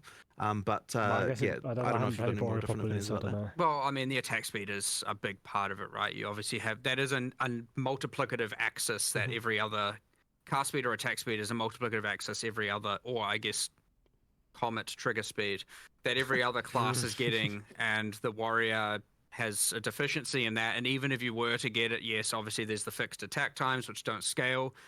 It's probably a combination of those are too punishing, or there's too much of them, and there's not enough attack speed available. It'll be somewhere in that region for sure where we have to make some adjustments, and it probably won't even be that drastic to get it to feel right. And of course, like, it is easy to compare it to, especially, I know you said more like late mid to mid end game thing, but like when you look at the like top end, it's very easy to compare it to the absolute insanity that is, like, Pillar of the Cage God with Hoa and all of that, which is just ridiculous right now. It's very easy to compare it to that and be like, well, Warrior will never be viable. But there are also a lot of quite good end game warriors that are certainly being played, and You know, I don't want to certainly make it seem like it's completely useless. And I mean people using maces, not just people who are doing it for the ascendancies. Karn's a notable example. He's like level 99 in SSF, but he's having to use the Herald of Ice tech, which is very highly speculative to be nerfed, right, in order to make it feel good. So while I would agree there's people that are doing it, I would also argue there are people that are doing it as a masochist in order to be like, I'm a warrior guy, I'm going to do it regardless. There are also others maybe not that advanced and not that far up in terms of her level. But yeah, sure, understood. Like it's certainly on the weaker end at the end game, like without question. That being said, I don't think it will take too much to get it there. But yeah, again, it's part of this massive balance, you know, recalibration we didn't need to do now that we've seen the state of everything. Right.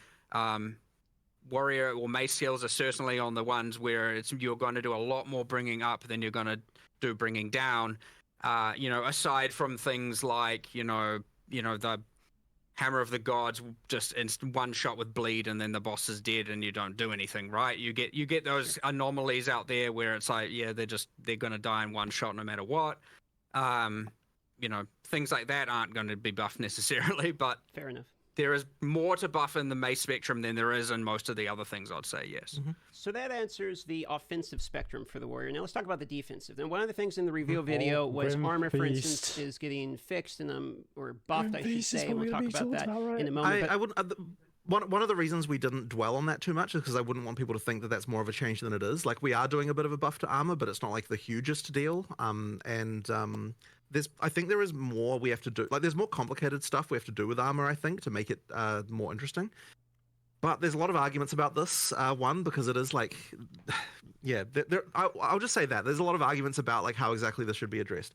One concern that we have, which is probably totally out of left field as far as what the players would say, is that we don't think that there's enough of a difference between the big hit and the small hit. There's a number in the formula that is different in PoE 1 than it is in PoE 2 that results in the armor being... The difference between a small hit and a big hit in PoE 2 and PoE 1, it matters more in PoE 1.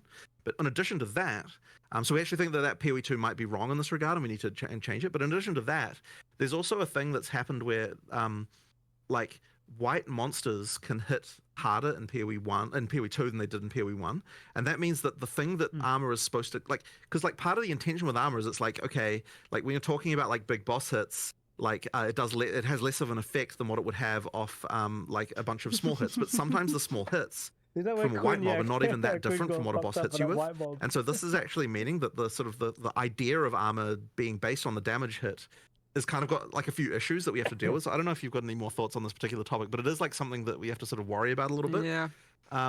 It's again one of these things I mean, I hate coming in here so unequipped, but again, it's just the timing with the holiday and all that, with all these things where it's like, have to look into, but that is the nature of it. I mean, especially once there's an actual released product, it's like a good, 50% of our time goes into having to investigate and look into live operations problems like this. So we are buffing a little bit of armor a little bit in this patch for like to because there are some issues there. But honestly, the full solution for armor is going to have to be more complicated, and we're going to have to sort of work out some stuff around it. It's there's definitely something that I think there was another thing as well, is that like the other defenses tend to have like extra mechanics that are easier to access than what armor has. Which is another sort of side thing, which is like not entirely obvious when you're designing it initially. So it might be that there's more like supplementary things that the armor, like that strength characters effectively need to have around defense. And so like stuff like that can kind of matter a lot. So like Wind Dancer's universally just better than Scavenge Plating as an example, if those are meant to be paired. One is just like you have it, and the other is I have to armor break, and then on bosses it's much harder to sustain. So we've made changes there, of course. We did buff the armor. I'd say it's obviously hard because of the big hit, small hit, but it's probably in the like 15% more effective kind of region. Our changes in 011. And then a lot of it is also like, okay, if you consider that evasion also applies to damage mitigation from Invoker. You got a lot of things going on with acrobatics, which turns evasion into arguably, I mean, sure, it penalizes your evasion, but like it then kind of gives you almost as much PDR against certain hits as a lot of armor, and then you have a lot of very, very strong defensive, you know, with Grim Feast and Energy Shield, and so like it's not only armor Energy is Shield, weak, yeah. it's also that evasion Everything and else is Energy strong. Shield have some extreme strongs that are going on.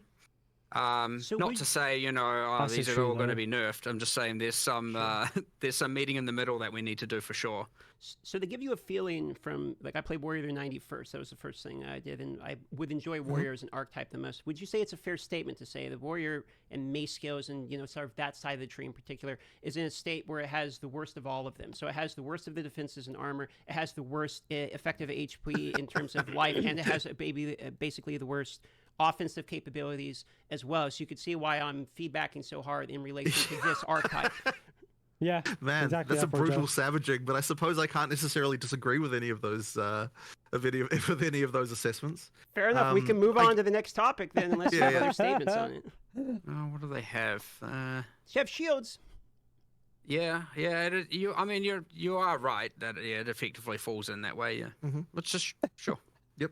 Okay. So moving forward here, we have charms. So I saw that there were some notable changes in relation to charms. I thought it was a great change to be able to see when they're actually being activated, as well as the charms that are there as well. That So was some brutal. clarity things in relation to charm. I don't know if I saw whether or not charms in particular actually getting tweaked in terms of number side of things, or if it was just some transparency related to charms. But how do you guys feel Not about? in, so that we're not tweaking numbers in this patch. However, there's definitely something not right about charms as far as like the usefulness goes and all that sort of stuff. Like we need to do something. I don't think we've decided what it is yet, but it's clear to us at this point. Like, so charms came in like super late, and I just don't think they're quite like working out as well as I'd hoped. Like they just need something else, but we don't quite know what that will be yet. But we did want to at least make, like, one of the issues they did have is like you couldn't even tell when they helped you. So that certainly wasn't helping the case for them. So we can at least fix that. But can hear it. yeah, there's probably does need to be more added a stuff done sound with them, I cue. think. It's like, I think That's it the only comes thing. down a little bit to like how much to matter against the player, and you know, that's sort of something that There's a few other ones. Like there's the one that's like unaffected. You know, the next time you get slow, protect you from slows. And honestly, a lot of the debuffs applied by monsters haven't been correctly classified as slows, and so it doesn't even work against them. And like there's a little bit of things like that where I wasn't it's aware like, of that one. yeah, it's just kind of a bit bad. But yeah, there's a balance there of like, okay, most people have one slot, and then you got these mandatory mods to get more. But on I the other, don't think you get enough charm slots. Just like yeah. I feel like you barely find belts with the extra slots. Yeah. I agree. I mean, really we hard. really just didn't finish. I mean, we increased the weightings. We've had Oh, you patched did? that in since release. Yes. Oh, okay. Can't remember what patch it was in, but honestly, we're not all the way there yet, for sure. It's one of those things where it's not like ruining experience for players. At least it's like, you know, just an underwhelming thing that needs some love for sure. So it's not exactly number in the top 10 of the hit list, but Can't you just put it there? like and just without a forget doubt, about I it? would expect to see improvements around there in the future. It'd be nice if it's like Following PoE up 1 on where the you have charms like there, any thoughts regarding adding more charm slots for uniques? 'Cause it feels like really potions, right? hindering to equip a unique when it comes to the top That can like a quicksilver potion or potions that give you more evasion. So this That is was, the like, whole really like cool. if you have a unique belt, you only have one always. Yeah, you know, that's not a bad idea. I also They need just to want give to you, add like, more slots buffs, outside of unique, so not just more on the like, oh, tree and other lasts ways to longer. get them as well. sure. So you don't necessarily have to, because A lot of this triggers gives like you there's like, nothing. I 100 think more at the evasion or time something. we had it that like you couldn't have more than 3. Like internally it was implemented that way, and now it's like you could have 50 slots, plus 1 slots, but you'd only have 3, obviously. So we can give away a lot more +1 now and plus whatever we want all over the place. But yeah, I mean that is a way, yes, that some unique should have it, and probably more on the tree, more in other ways. I have to have a look at it, but yeah, Yeah, there's no probably. harm in it now, at least. All right. We're going to move over to another topic, which is, speaking of belts and trading the unique belts, for example. State of crafting and future plans is also involved. So I'm going to start with Come crafting on. and future plans you have I'm there, excited for and this. then we're going to talk about trade. So the current state of crafting is very different from PoE 1. The perception, again, to go back It's on that ass. in PoE 2 is that you're not actually crafting unless it's Rogpog crafting. You're actually just pulling the arm on the vendor machine, on the gambling machines. So what's the state here and future plans? I don't know that there's a huge amount we can say about this right now. Unless you've got any particular thoughts that you think you can go into. I mean, like, one thing, of course, is that PoE 2 just has less crafting systems than PoE 1, just due to the fact that we add these typically with leagues and so on. So there's just less going on, which means that if you're like a PoE 1 player, then you're going to see less complexity there, for sure. But I don't think that's exactly what you're getting at, right? Like, I guess there's some theory. I mean, effectively what you're saying is people want more determinism, right? Which is like a continuous, endless thing that, like, people. There's a fine line there, and we're not. Yes. We're on the certainly more on the slot machine side of that line, like, without a doubt, obviously, right? And there's more we need to do, I would say, to get towards that line. But that's our line that we determine. Not that I know how to describe that, because there's plenty of people who are just going to be like, make everything fully deterministic all the way. I mean, before we released, we had for a while a system that involved like deconstructing mods and then putting specific mods on items and so on.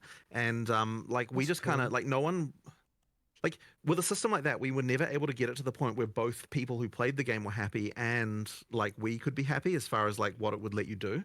And that, like, remove omens. There's still something along those lines we might be able to do one day to kind of work that out, but we just kind of haven't really hit it yet. The socketables were kind of supposed to be the thing that was you had full control over. That's like determinism, and so that like. Which has a lot of room to expand over time. Sure. Like, so there's more stuff you can do there. But I guess because people see that as supplementary, they don't even necessarily see it as part of the crafting system, which is kind of interesting. Yeah, like, it sort of replaced the crafting system in a way, but then, as I said, people don't really see it as part of it. So, yeah, I don't know. Like, I mean, I guess the thing is, we just have to find a way to do more things that make people feel like they have more control without actually sacrificing the like, without making it too easy to just get the best shit, which is obviously always the concern, like making sure that there's still enough room for there to be items that are significant, like, that are better than other items. So I mean, yeah, that's kind of where we're at, I suppose. The other thing, of course, being it is important to make sure as we add more of this determinism or get towards that line, that we don't then just immediately devalue all item drops on the ground, right? Because that creates a different problem when now all of a sudden you don't really care about what you're finding, or you're only caring about normal items you're finding, or you create a different problem by doing that, for sure. And there is an argument certainly by people internally that PoE 1 got to the point of that being a problem, where you no longer cared so much about what was on the ground because crafting would always get you something better. Yeah, like, that is a concern for sure. But yeah, I guess that's kind of just our overall, just like, nebulous cloud of thoughts on this matter, without really getting into too many specifics, I suppose. Yeah, I mean, I guess I don't know if you've got anything else to say about it. Well, that being said, if we add more, we're adding something to Expedition, we don't know what it is necessarily, or what it will do to the thing, and then we're adding, they do know, obviously. They're just hinting. Well, I would say, greater essences are too rare right now. And what else is there in there? Omens. I guess, like, there's certainly room to expand on the omen system to do more there. Of course, people would argue then they don't want that to be the core crafting system to be gated behind ritual, as opposed to core drop, which is then another consideration to make. And you get this cascading series of questions and stuff we need to answer, of which, need to think about it more, look more. But yeah, certainly there is the feedback of the crafting is too slot machiney, is something we're listening to and we have seen, and it is. It's really cool. I would say that is more towards our top 10 list of things to discuss and solve sooner than later. Because it will be like, I think that deterministic crafting is always something that's very sought after and popular, but I feel like I might be out of terms here, but my own personal perspective, I'll say that, is not the lack of deterministic crafting per se, it's lack of options to craft with. Because the slot machine crafting, we have that in PoE 1 as well. It's called Exalted, it's divining, and whatever we're doing with the items. Harvest. It's not deterministic crafting. Yeah, exactly, harvest. It's not deterministic crafting that's lacking. It is options to do something with the actual items. Because now you drop an item, and what you can do is annul it or exalt it, or you can pop some chaos orbs. And the meta crafts, which are behind the omens, that's a different topic. which we're going to tackle in a bit here. We're You talking do about trading. omens, but then it's But the bloody so crafting has less expensive. to do with deterministic approaches, but rather giving us options to work with on an item to make us actually craft it, even if that means RNGing the next slam or something. Right. And if that's the case, then more content will get you that, because that will that will solve itself over time. Right. Because as we just add more stuff during early access, there's just going to be more and more of those kinds of crazy systems. Rare S's is not showing up. But we'll make sure that I say over time, it's not like there's something inevitable about it for sure. But because it is a bigger problem now, we would make sure that we try and ensure that as we're adding more content, it is leaning towards adding more options. The thing is, if you're playing SSF, you kind of have to go for it, right? As opposed to just like, I will do something cool and maybe it does and maybe it doesn't. So I mean, that's always the risk of playing hardcore, I guess. Problem-solving, designing, content hardcore. created by more towards solving the problems, as opposed to, when you're at a point where you have so much content, a lot of the time you can be like, what are we going to do? Let's just make something cool and awesome. Whereas here it's going to be like, let's look at problems to solve and create content that comes from that. So there's like kind of two ways of coming up with the content, and certainly this is one that will be a problem that we're looking to try and solve by doing that for sure. That's fair. I'm not going to go too deep into it, but following up to the state of trading, I mean, obviously we have trading being in its state that it is, but there's the I gotta play volatility hardcore. If I'm gonna play hardcore, I'll play hardcore. Because the problem is when I play SC, player-based for now, I'll play we have like a golden SC. standard of trading divine orbs, die. which quite literally holds close to zero value in terms of actual player usage outside of a handful of specific unique items, and is representative of trade That's power how I play in anyway. the community. And since there is no natural divine orb sink, which exalted orbs have, for example, they just continue going up, and the inflation is just rampant at this point. So, I would have thought that if there was no divine orb sink, then the value of divines would go down rather than up. Like, presumably, if the value of divines is going up in other currency, then it's the other currency that there's too much of rather than the divines. Yeah, so what I'm saying is like they become the golden standard, and since no one's using them, we get a higher quantity of them. And the result of it is that now, since that is the item people are using, or the currency people are pricing their items off, they're now, one rare, one life pair of boots with 10% movement speed now cost 50 divines. If I'm going to use exaggerated examples. Okay, so you're talking about the price in divines is going up as opposed to the price of divine is going up. The value of a divine is going up. The item is, yeah. Sure. Well, I mean, there's nothing I can kind of initially go into with this other than just that, like, we just have to look at this and work out what we're going to use to sync these things more. The intention with divines is that you'd sync them into making, like, if there's enough, like, things where you want to reroll mod values on, which, like, I've done is uniques ideally. Like, the implication of that is that there aren't the uniques that people are wanting to roll to get good values on, right? I mean, I'm assuming that's the reason. Some not enough. Yeah. Well, I mean, we don't have enough unique items. For sure. we need a lot more. Which is another goal we have, of course. But I mean, so yes, there's not enough uniques, let alone enough uniques to be using divine orbs for and of course the thing in PoE 1 where things were priced and that currency can help, but we don't have anything quite like that, I suppose. I mean, look, if that's a problem, we'll just like find a way to sync them, I suppose. But ideally, if everything's working correctly, they'd be syncing themselves due to the fact that there's enough things you want to reroll values on, and like uniques that you want to reroll values on. I'm actually curious to know whether people are even really bothering with that. Like, well, we need to get a craft, my friend. To reroll unique values. I guess some, but not. I'd reroll some of my rare stuff. Astromentis. Yeah, that's like the two main ones, I think. Like I've rerolled some of my jewels. Or when Avengers gamble, so it's like. That's literally gambling. But like in PoE 1, we have the option of meta crafting being a currency sync for divine orbs. Former exalted. So it creates this natural flow, but also provides this crafting method for people to actually kind of help the state of crafting that people are looking for. Right now, they're omens, and because of this type of inflation happening, they are so far away from most players that like.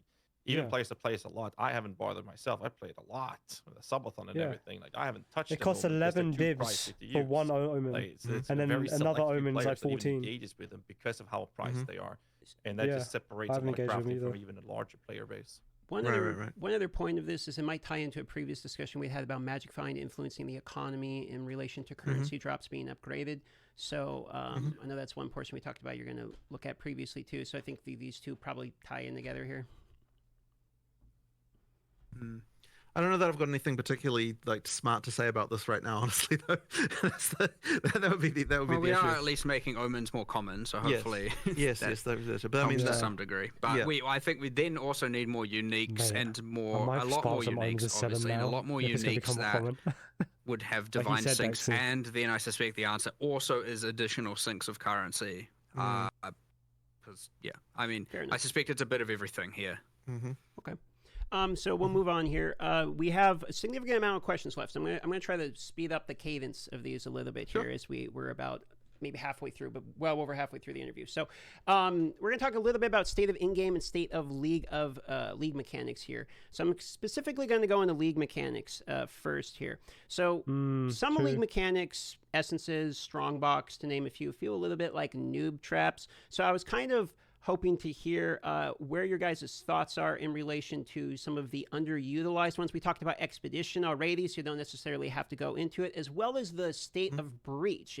Breach feels notably like the one people are enjoying the most. Do you feel like that one's overtuned? See, and the the thing other is, one, in PoE I don't know anyone who actually does strong boxes. So where do you want helped with those that wide and roll essences range in particular, you can actually especially when it comes to specify a range. I can't remember what it was, but essences basically, you couldn't go below not a really certain rolling range. greater essences. Like, you don't really see greater essences very often. Actually, saw more in the campaign than I have in any of my in-game maps. You could do that so in PoE 1. Curious about kind of league mechanics as it ties into in-game in particular.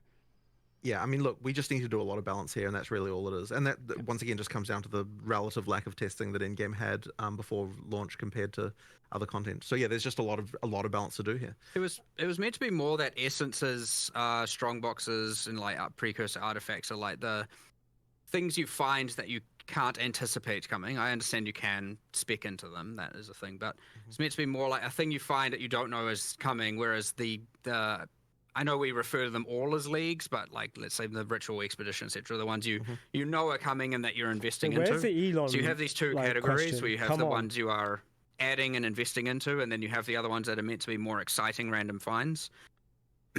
And it's safe to say, obviously, you know, there are so many essences that finding non-greater essences isn't giving you that dopamine, especially in in-game.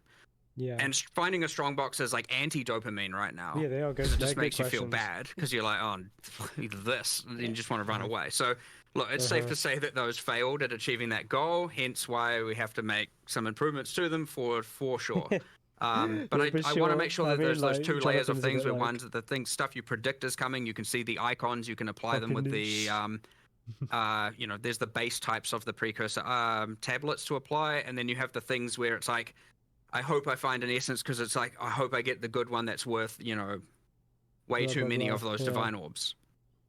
So yeah, having both layers is important. So yeah, and we'll continue to add ones at that upper level that get a tablet, and then we'll continue to add ones that are more at that random find excitement in the map that you don't know is coming. Because it's only like 20%, I think. Because you don't want to put it all on one layer where you know everything that's coming necessarily, because then nothing is exciting. And you can do exciting within that to some degree, but not always.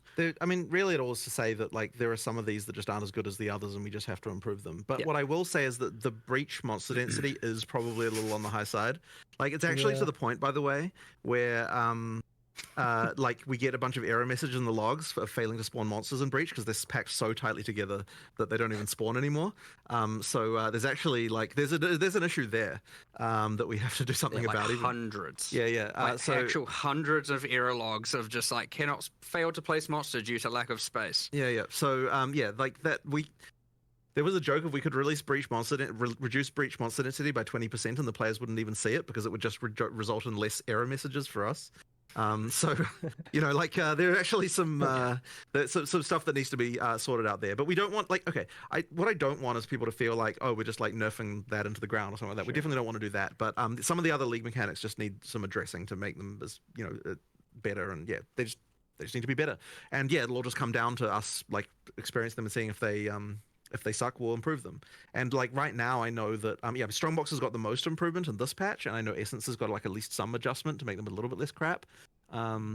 and there's probably a few more adjustments. It's more about the combat than the itemization. That's something we still need to look into. Right. So there's just stuff like, we just need to improve all that stuff until it's good, right? Simple as that, really. Fair enough.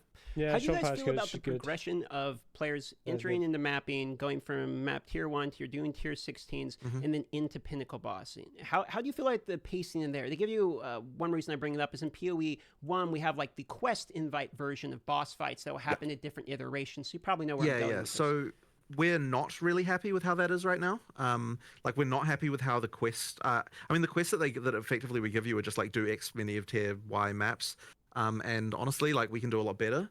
That's kind of a larger. It's something that I would have loved to be able to just solve instantly, but like it does need some more work. And I think there's a few different areas of this. So one of them is that like just the way the progression feels just isn't as good as PoE 1 in some way. That's kind of slightly hard to define.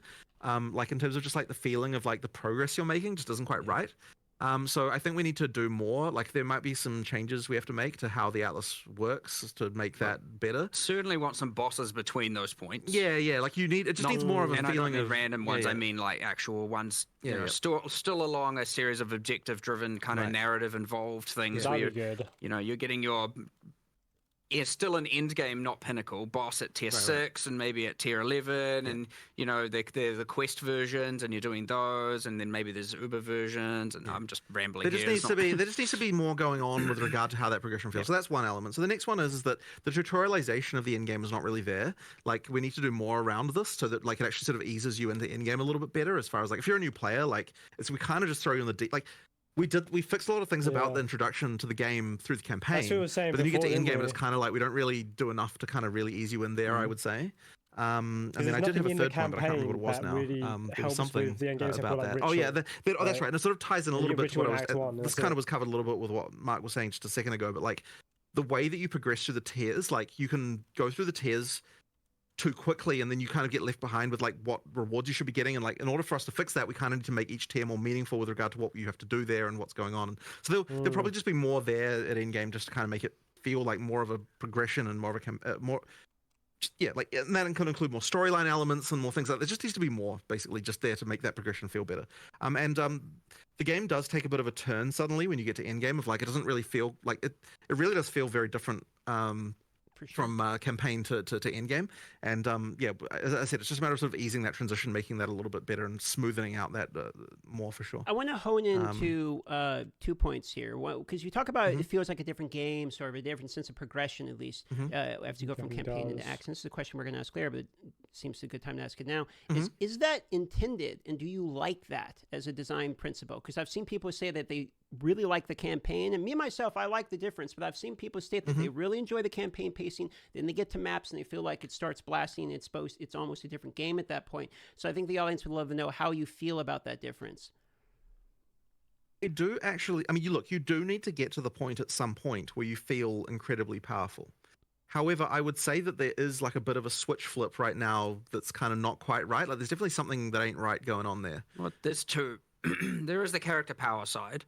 I mean, a lot of people are getting to endgame.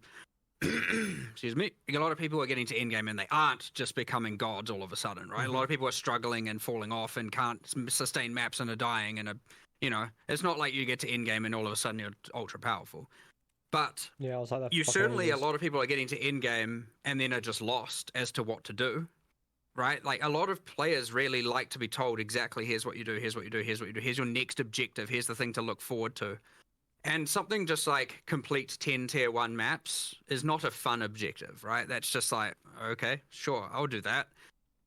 Where we could do that a lot better, right? Go to this place, travel here, do this exact thing, discover this, do a tower, run this breach, all these things. We can have obviously way better objectives and ones that we could still design. And you're getting your passive points for each, and you're like, okay, the next thing it wants me to do is this exact thing, not just, I've completed my 10, now it just wants me to complete tier 2 maps.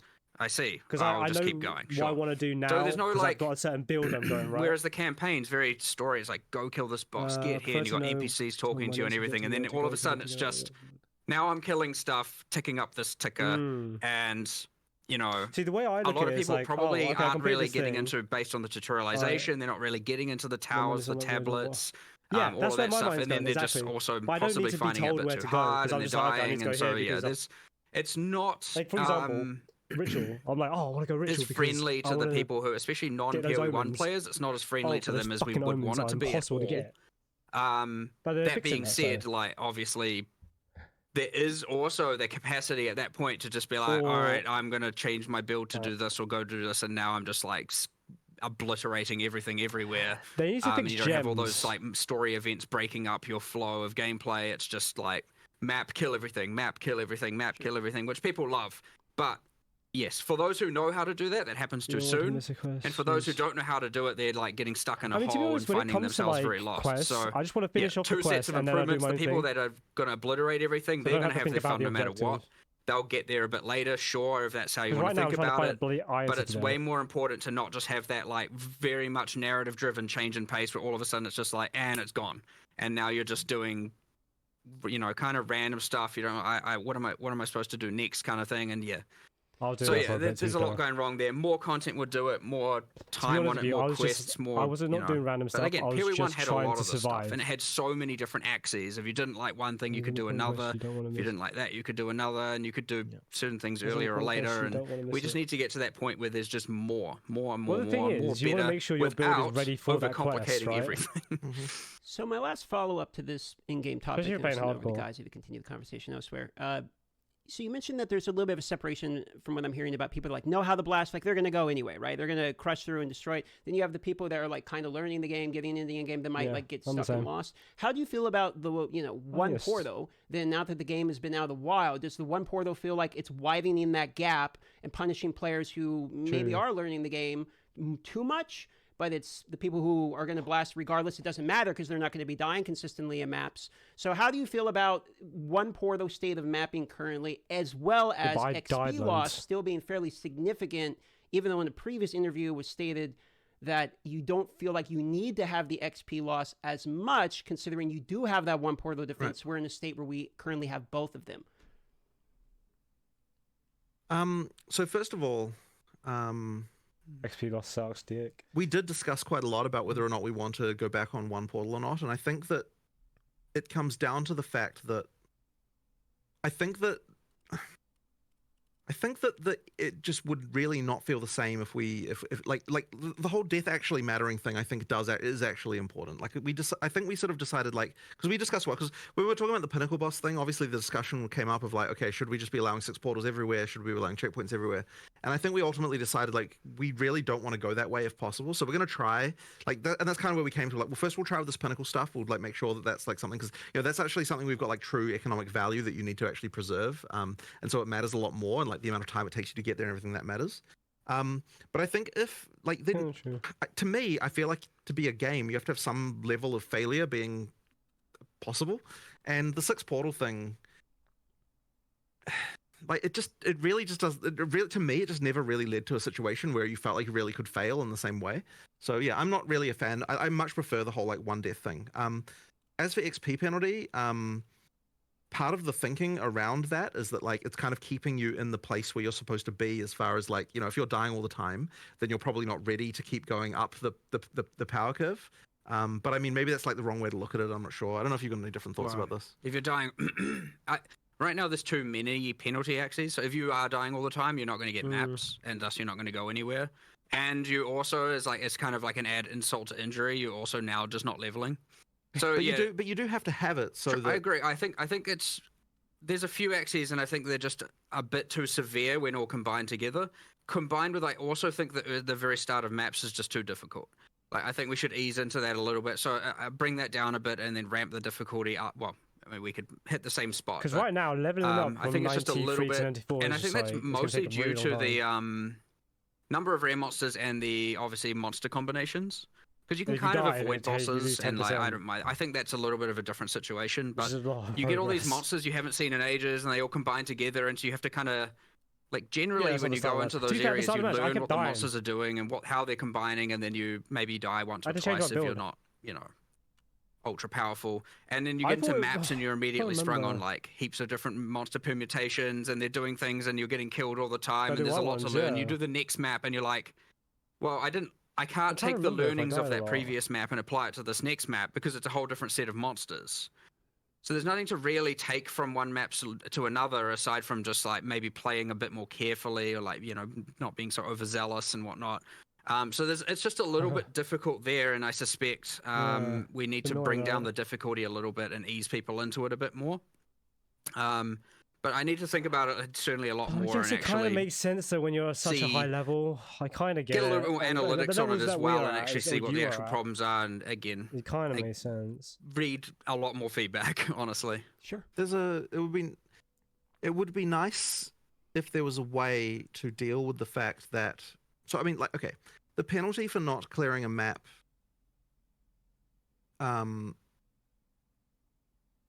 We remove the extra content from the map, and it would be nice if you could just spend another map and still be able to do that content. But unfortunately, that isn't possible. Like, so for example, if you failed on the boss, then you just spend another map and then you can fight the boss again and do that whole thing, right? Like, that would be nice if that was the case. But unfortunately, we can't do that because it would open up too many economic abuse things where, like, you fail the map intentionally because you want to farm the items to the rest of the area. So it's very difficult for us to come up with a solution. Like, because I really would prefer that, honestly. It'd be nice if we were able to come up with a solution that would allow you to redo content by spending an extra map without having to, like, have all the problems that being able to rerun a single map would actually cause. So, yeah, like... You know what they should do? They should allow that. I personally want to keep the one portal and adjust the other axes and see how that plays out. You can't trade with anyone anyway, right? Before compromising on the one portal. That would make SSF even more fun. But I'll actually play it more. It's a bit tricky. It certainly is the case. We have discussed this so many times. Like, it's come up, and before we released it, it's like people are going to definitely complain about this, and we're like, we know, and we haven't found the solution. It's a common question. The main problem that they have is the economy thing, right? Fair enough. Yeah. So now there's a lot more people. Well, now there's a lot more feedback and a lot more people. It's much easier for us to get the specifics on how we could get it right. Like, for sure. Not to say it's now trivial to do. It's still hard.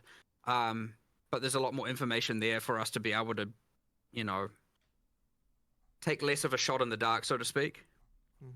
So, I would expect some changes. Yeah. But even if you do the boss, you can still get the loot, right? So we're cutting it a little bit tighter because we have a lot of questions. So I'm going to try to speed run as much as we can because there is a section that I care very much about. It's minions. So let's get there, okay? Let's just dive into it. And we're going to talk about ailments, damage with time effects. We're talking about ignite. Oh, yeah, true. That makes sense. So the question is, what's your feelings around it on hit as it scales on hit, opposed to its dot scaling, which we have a bit different scaling in PoE 1, because now it's based off the actual hit you're doing, which was taken away from PoE 1. So what's the reasoning behind this, and what's your thoughts on it? Now that one. Well, I can't remember the history of PoE 1 too much, but I understand the difference. I mean, I personally prefer that the heavier the hit, the more the dot. The issue we run into is, of course, then you just get... It's either balanced around the extremely hard heavy hitters and everything else can't really scale them currently. And then you get into the thing, or you go down the PoE 1 route where a bunch of skills have ailment penalties and a bunch of them don't, and that more normalizes it so you can play any skill to do the dots. I would say I prefer the asymmetry where it's like, here are the skills that are generally better. The problem is, I'd say that's, you know, again, I mentioned the bleed Hammer of the Gods thing earlier, where it's just now the bleed one-shots the monster, and, you know, you get into that kind of situation. So there's a whole bunch of balance here to get right, but I don't want it to just be like, well, implicitly, I don't want it to be like you can play any build and bleed. You should have to have some combinations, and there's more mechanics and more things we need to add, or more unique items and all of that stuff. Specifically, it's tricky because, generally speaking, when we're doing first pass balance things, I really like to avoid... I like the bumpiness where we've got, like, different skills being better at different things. And I really don't like it when we end up in a situation... Like, for example, in... You know, you've got the whole, like, damage effectiveness on spells in PoE 1, and it's like, this is a thing you do to solve a balance problem. Like, this is unrelated to ailments, but, like, I'm saying it's just another example of one of those things where you're like, oh, I've got this problem where these skills are sort of all out of line with each other, and so we have to do this, like, sledgehammer to it. We're like, okay, we're going to go and we're going to normalize everything. And I kind of hate that type of thing, and I really try to avoid it wherever we can. And it's kind of one of those annoying things where as games get, like, as you do more and more of this balance stuff, you kind of end up with more of these kind of normalization procedures that go on. And so it's nice if we can find ways to avoid it if we can. And that's kind of why I like to try and pitch everything. Like, we started in PoE 2 with a lot of things having, like, going back on a lot of those sort of normalization procedures we did from PoE 1. And ideally, we would be able to find different solutions that don't involve having to do that. You know, yeah, it's one of those things that I worry we might still having to do some of that stuff in order to fix problems. But ideally, we can avoid it, and that's kind of why we went back on some of those normalization procedures for PoE 2. So one point, just real quick here about bleeding in particular, because you're talking about bleeding. Since you can't bleed on energy shield, bleeding style element builds are basically disabled against energy shield types of mobs. So feelings on that? Is that something that's just like, well, that's as intended? Can't bleed on energy shield. If you're running like a, unless you're breaking the energy shield, your hit's not going to apply bleed on energy shield, for instance. I thought that I don't think that's even true. I thought that the thing with bleed was supposed to bypass energy shield. It does, Yeah, but you can only apply a bleed if the hit deals damage to the life pool. So if you're playing CI, you're essentially immune to poison, and bleed. Yeah. I will take your word for that, but if that is how that works, It was not how that is meant to work. Oh shit! I only say this because yesterday I heard someone upstairs talking about this and going like, people are just wrong. You can apply bleed to energy shield. Look, and then I was like, okay, but I'll confirm that after this. And look, if that is how that works, that is like bleed was actually supposed to be like an anti-mage mechanic, not a like, you know, like as in like you could bleed someone past their energy shield. So well, that was kind of the idea there. So and I'm wrong, then Quinn has thrown me under the bus because I asked that question from him. So. Well, again, we could easily be wrong. Like, it's amazing. It also could be that it has been changed internally and not yet externally. That is another thing also. And like someone may have fixed this 2 weeks ago and we never got it live or something. Who knows? Like, I'll look into it. It's not meant to work that way. Oh shit! So you can apply it, but it doesn't do shit. Here, which is why it's so good. But if it's meant to actually make you bleed, then well, fuck. Ascendancy swapping is the next topic. Because Ghazi was right. Just kind of going back to the conversations we've had previously in interviews where you guys were debating it and you wanted to see after the launch of the game, where do we stand? Personally, I still like not being able to swap. I know no one will like that hot take.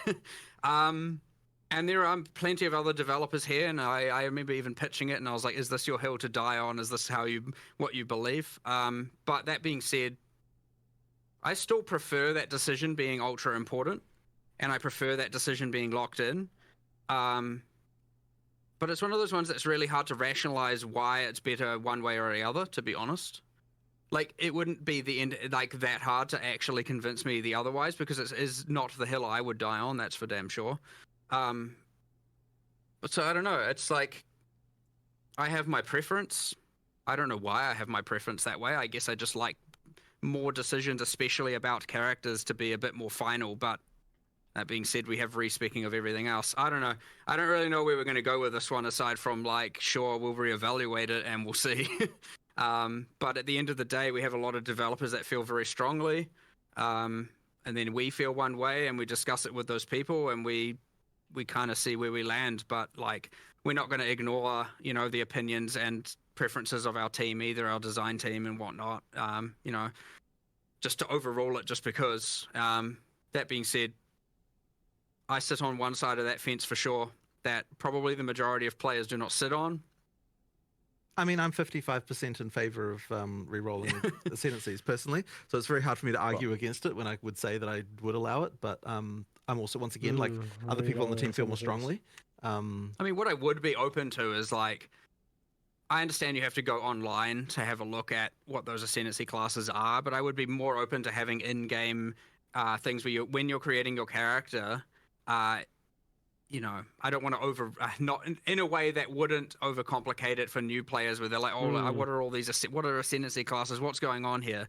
I'm not really in favor of that argument personally, because I don't think that you are equipped at the point of the start of the game to be able to assess what the ascendancy classes are. So I do think with ascendancy classes, I prefer them to be set in stone. But then again, experienced players already know how to get that information. So I don't know the right solution there, honestly, but you can bet it's going to come up in discussions another 55 times this year. So That's your character for the league. Surely, or you just at the That start defeats the of it. purpose of like. That's how I Again, feel. we don't about want to it. take I too just much really of your don't time, like so the let's idea. keep up with speed running some questions. And the Because first it's like one makes here you is, a given Tennessee the null then, current like who cares about TTK, it? the You time can to just change kill it. of pinnacle bosses by many of the stronger builds in the game. I guess the question Or is, there what is should the be like some goal for amazing build item power? from like the Is one-shotting pinnacle bosses an boss that intended lets you do power it. level for builds, or is it Maybe that. intended to assign something else? This It's should really hard to definitely get. not be the case that the first time you fight a pinnacle boss that you one-shot it. Like, that's the kind of thing that maybe you can get to after That's an crazy amounts option. of like extra items being found, but you shouldn't be doing that the first time you play it. So yeah, it's not right. And that's just, there's some builds that are outrageous. And, we want to actually make it so the boss can use their abilities. That's why we spend a bunch of time making them, after all. Exactly. So, yeah. when you All right, first get there and you're kind of relatively equipped for it, it shouldn't like it should still be a 1 to 3 minute fight kind of thing. Yeah. Okay. And I'm not talking about preference. 1 minute of emerging. I'm talking 1 to 3 minutes of actual skill combat. Not like. Okay. Well, that's a good time of reference we can use moving forward, knowing that's the kind of the goal we're going for, the vision. The 1 minute. Next question 1 to is, 2 given minutes. the difficulty of requirements to get the 7th and 8th ascendancy points, is this intended to be something that not all average players can acquire? We definitely wanted the final ascendancy points to be something that was like a significant like goal. Like, this is an awesome, like it's supposed to be quite a thing when you get the last 2 points. Yeah. I mean, as for an average player versus not, that's kind of hard to answer. I mean, I don't know if the average player gets halfway through maps really. So like, yeah, it sort of depends on the definition. But we wanted it to be a big thing that you get. So True. map That's clear so true. conditions, talking about that for a moment. Clearing rare mobs are effectively like the only real map clear condition at the moment. Is that the plans to continue that going forward, or is The this sort one of skill hits you. one of many conditions and is a placeholder? true. Or how do you guys feel about the map clear condition being strictly rare mob clearance?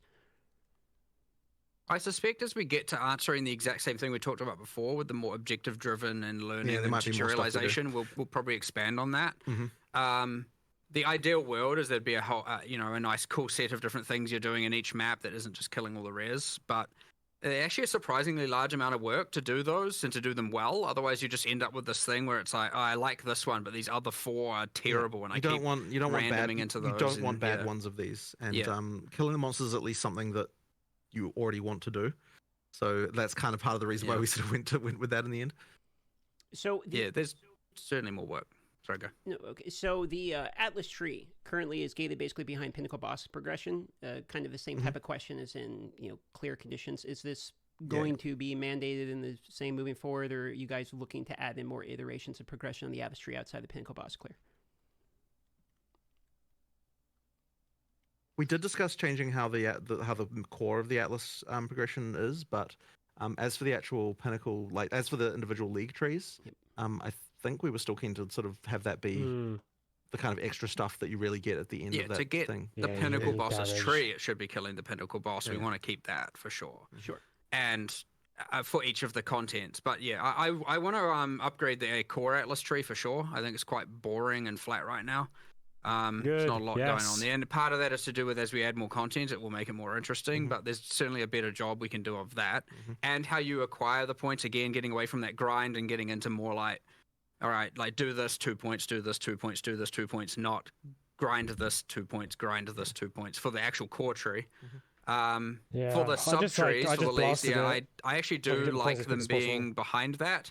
But ideally, each league would then have its own meta system within it to amplify itself in some way, which we don't currently have a lot of.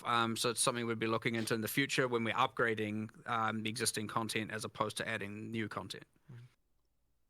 All right. I bet all of our chats have been spamming this, so I'm just going to throw it out right away. Map. Come on. Map tab when? Yes. That should be reasonably soon, shouldn't it? Yeah, it's an as soon as possible thing. We've got people working on it right now. As soon as it's done, you'll have it. Like, it was not a... Yeah, it'll be done soon. We wanted it there for release. Yeah, done soon. Let's go to tech questions, optimizations, and bugs, kind of a little category we have, and then I'm going to do some minion questions for you guys as well. I mean, if it's appreciate ASAP, you guys hopefully taking it'll the be time. in I this know we're next going patch. a little bit above the time here. First question we have is something we talked about in a previous interview, I believe, with the Cicerin. It was predictive network mode and lockstep. what is the reasoning behind this specific topic, or what's your take on it? Seeing how people are performing right now with this. I actually haven't this? hugely investigated this, to be honest. I don't know if you've got any more information about that. What's this predictive thing? I do not. Yeah. I mean, we just have lockstep right now. Oh, the predictive's just not. Yeah, Yeah, it's not we only have lockstep currently. Right, What is okay, lockstep? Okay. Well, yeah, we All just need to this? fix that, right? Yeah, like honestly, the people who would be working on that have not even come back from break yet, so that's just not something that that we've got. But yeah, we do need to get that working. I think it was just disabled mostly out of caution, right? Because we just expected lots of shit would be broken. There was a few things. I can't remember exactly what they were. But yeah, there we need to get there it were some sorted. things that didn't work in that mode, and we had to re-engineer them. Yeah. And What happens if he comes on in streams again? We'll get to it. Are they just going to ban him A again? couple just real quick optimization type of questions here. Terrain obstruction is something that has been helped a little bit in this recent, we saw in the video there, you guys were talking about making it a little bit more clear and transparent. But some things like trees, for instance, covering your screen from the overhead, etc. Do you have any feelings on how terrain obstruction is currently in the game? This is a fucking pain in the ass. Plans around making this a little have bit... you walked into an It's just a matter of individual work on each individual thing, Okay. just like looking at each doodad and being like, yeah, what the bounds need to be, that kind of thing. that some trees don't fade out until you're like intersecting with them. Sure. And it's annoying because you get more, and the faster you move, the more you will be obscured. And so there's some timing changes, there's some proximity changes. There's just a matter of individual balance things. To be addressed. There's still some areas. Yeah. Sure. Yeah. And then as far as optimization is concerned, I mean, we'll just keep working on it, right? I mean, in the background, you've got the engine guys working on things. There is one very annoying crash that is very, very hard to debug that happens on, I believe it only happens on NVIDIA cards. Where like after sort of an hour or an hour and a half kind of thing, you'll get a crash to desktop. And I get that. It's been very, very difficult to track down, and we're adding more debug stuff. In fact, I think there'll be a patch. If we can't work it out internally, we'll actually probably eventually make a patch where we tell people to like turn on a command line flag that will enable extra debug information, because the thing that will allow us to debug this does reduce frame rates by like 5%. So we might actually ask people to like, hey, turn this on until we find the problem, and then it'll reduce your frame rates a little bit, but it'll help us track it down. And then once we've got that, then we should be able to work it out. Effectively, they're like concurrency bugs within the GPU. But annoyingly, we were also told that the next version, like NVIDIA told us that the next version of the NVIDIA driver does make the crash go away. But then they also said that they didn't know why that was the case. So I don't know if we can 100% rely on that either. So there's something weird going on that's like quite hard to track down going on here. And hopefully we can work it out soon. But yeah, we just need we need more debug information. It's very hard to track down, unfortunately.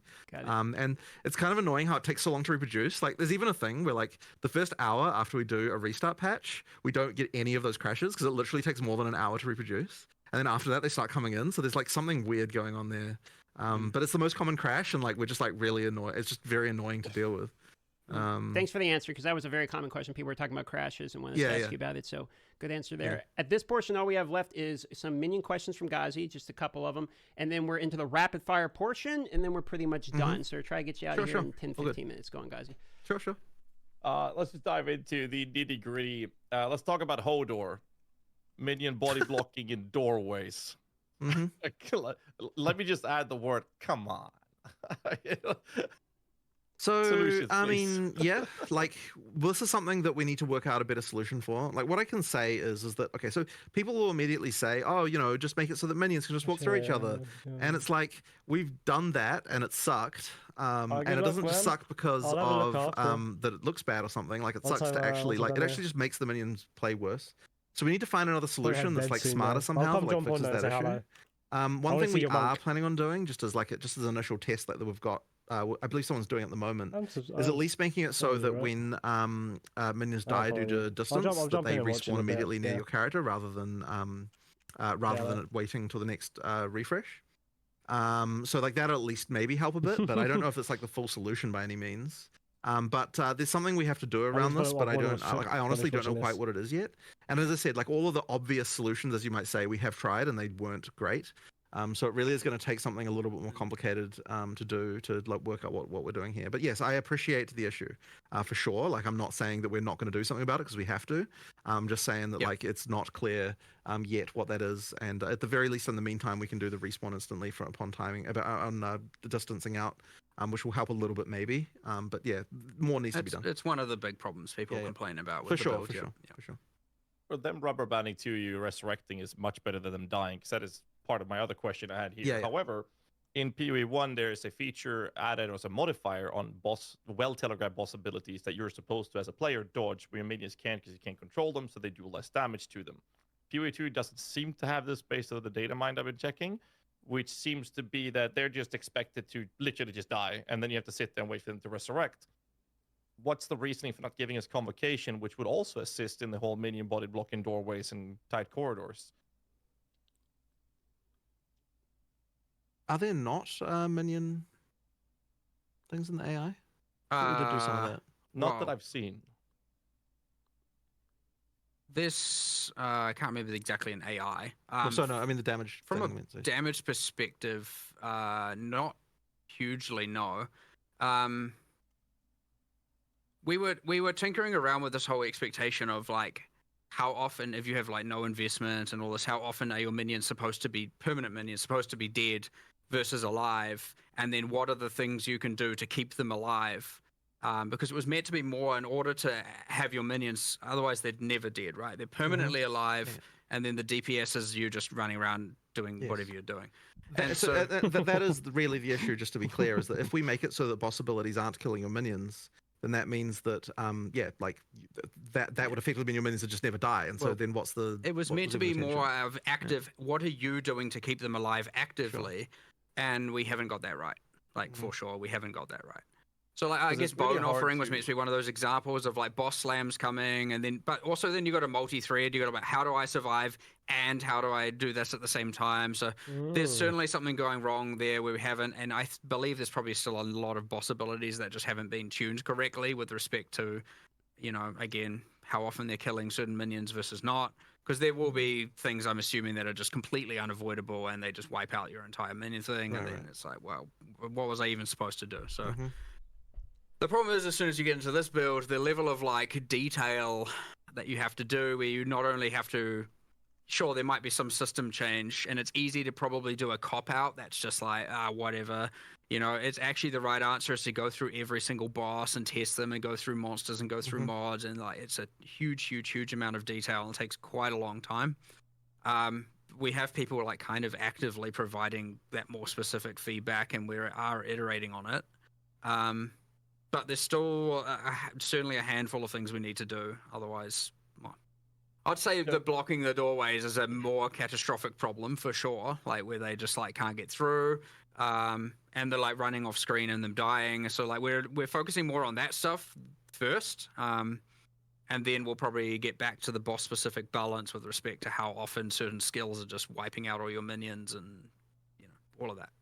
Yeah, I mean, I understand the idea that the bosses are supposed to kill them. The problem is when a boss leaves a damage over time effect on them, they kill a bunch of them, your timer starts ticking, and then the dot kills the next one, it resets, and then it kills the next one, it resets. Yeah.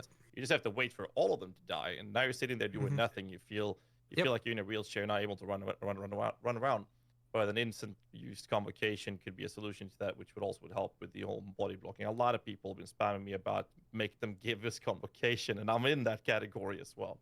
But moving on to the other question, to not waste too much time, and that is a very interesting question. What is the reasoning behind making the minion's movement speed a direct replicator copy of what you have as a player, including when you get a minion movement speed debuff reduction on yourself?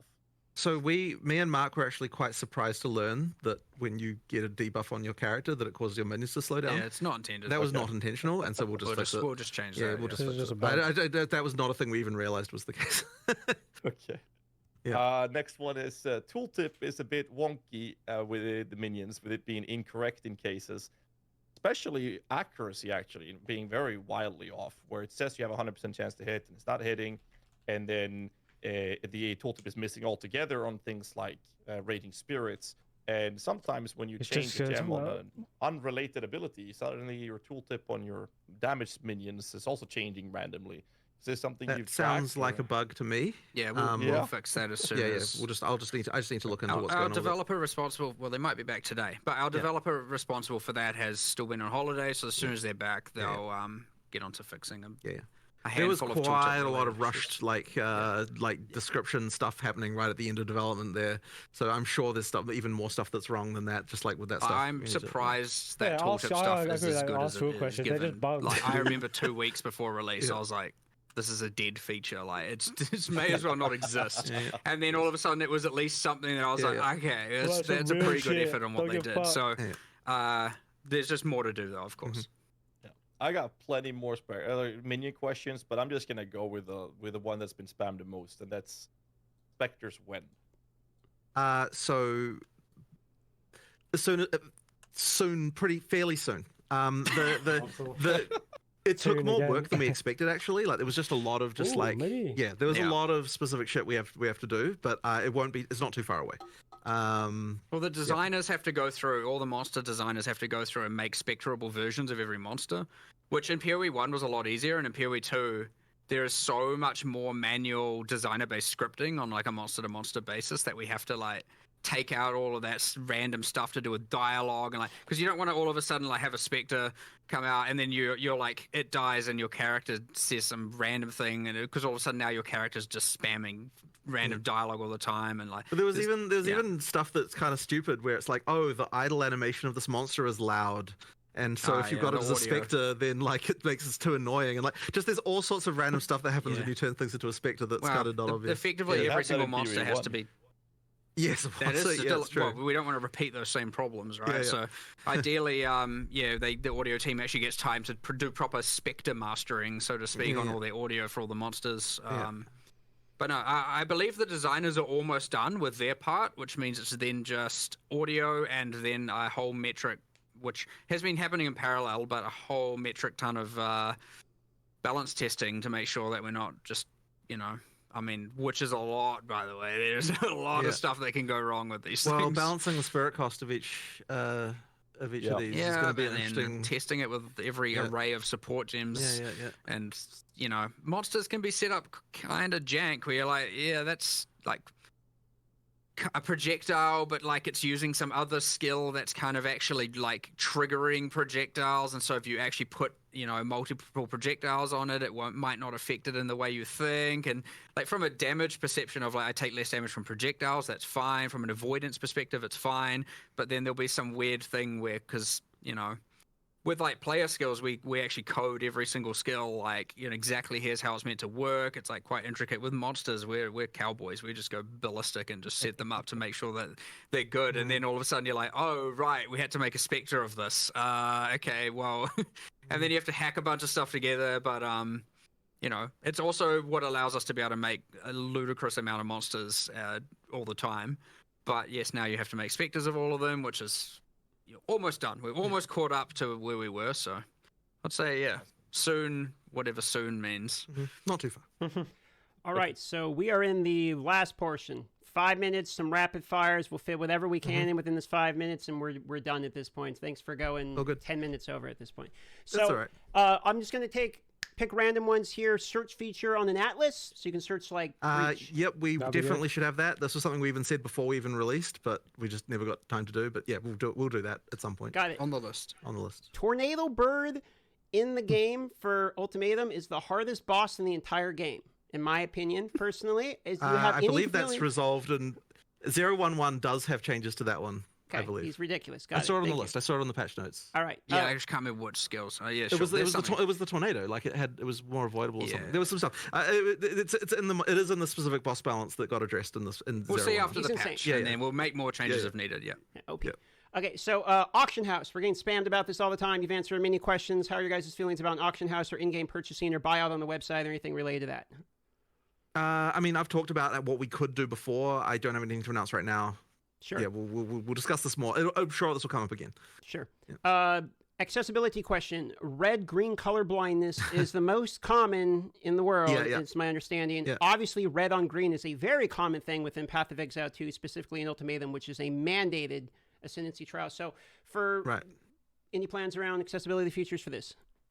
Well, effectively, that's usually what we do for the stuff. Is rather than having a mode for it, we tend to just make sure that each thing, like we test it on people who are actually colorblind. So I just need to get probably Reese to just test all the stuff specifically because I know he's red-green colorblind and just make sure that they're actually distinguishable. They're just kidding. That's I generally Just prefer get a rather than having guy. modes for it to like have People just make people sure. people with that color blindness highlighting the area. So ultimatum, as you Yeah, said, yeah, being bad gives us a target, and we'll start someone there. Yeah. Sure.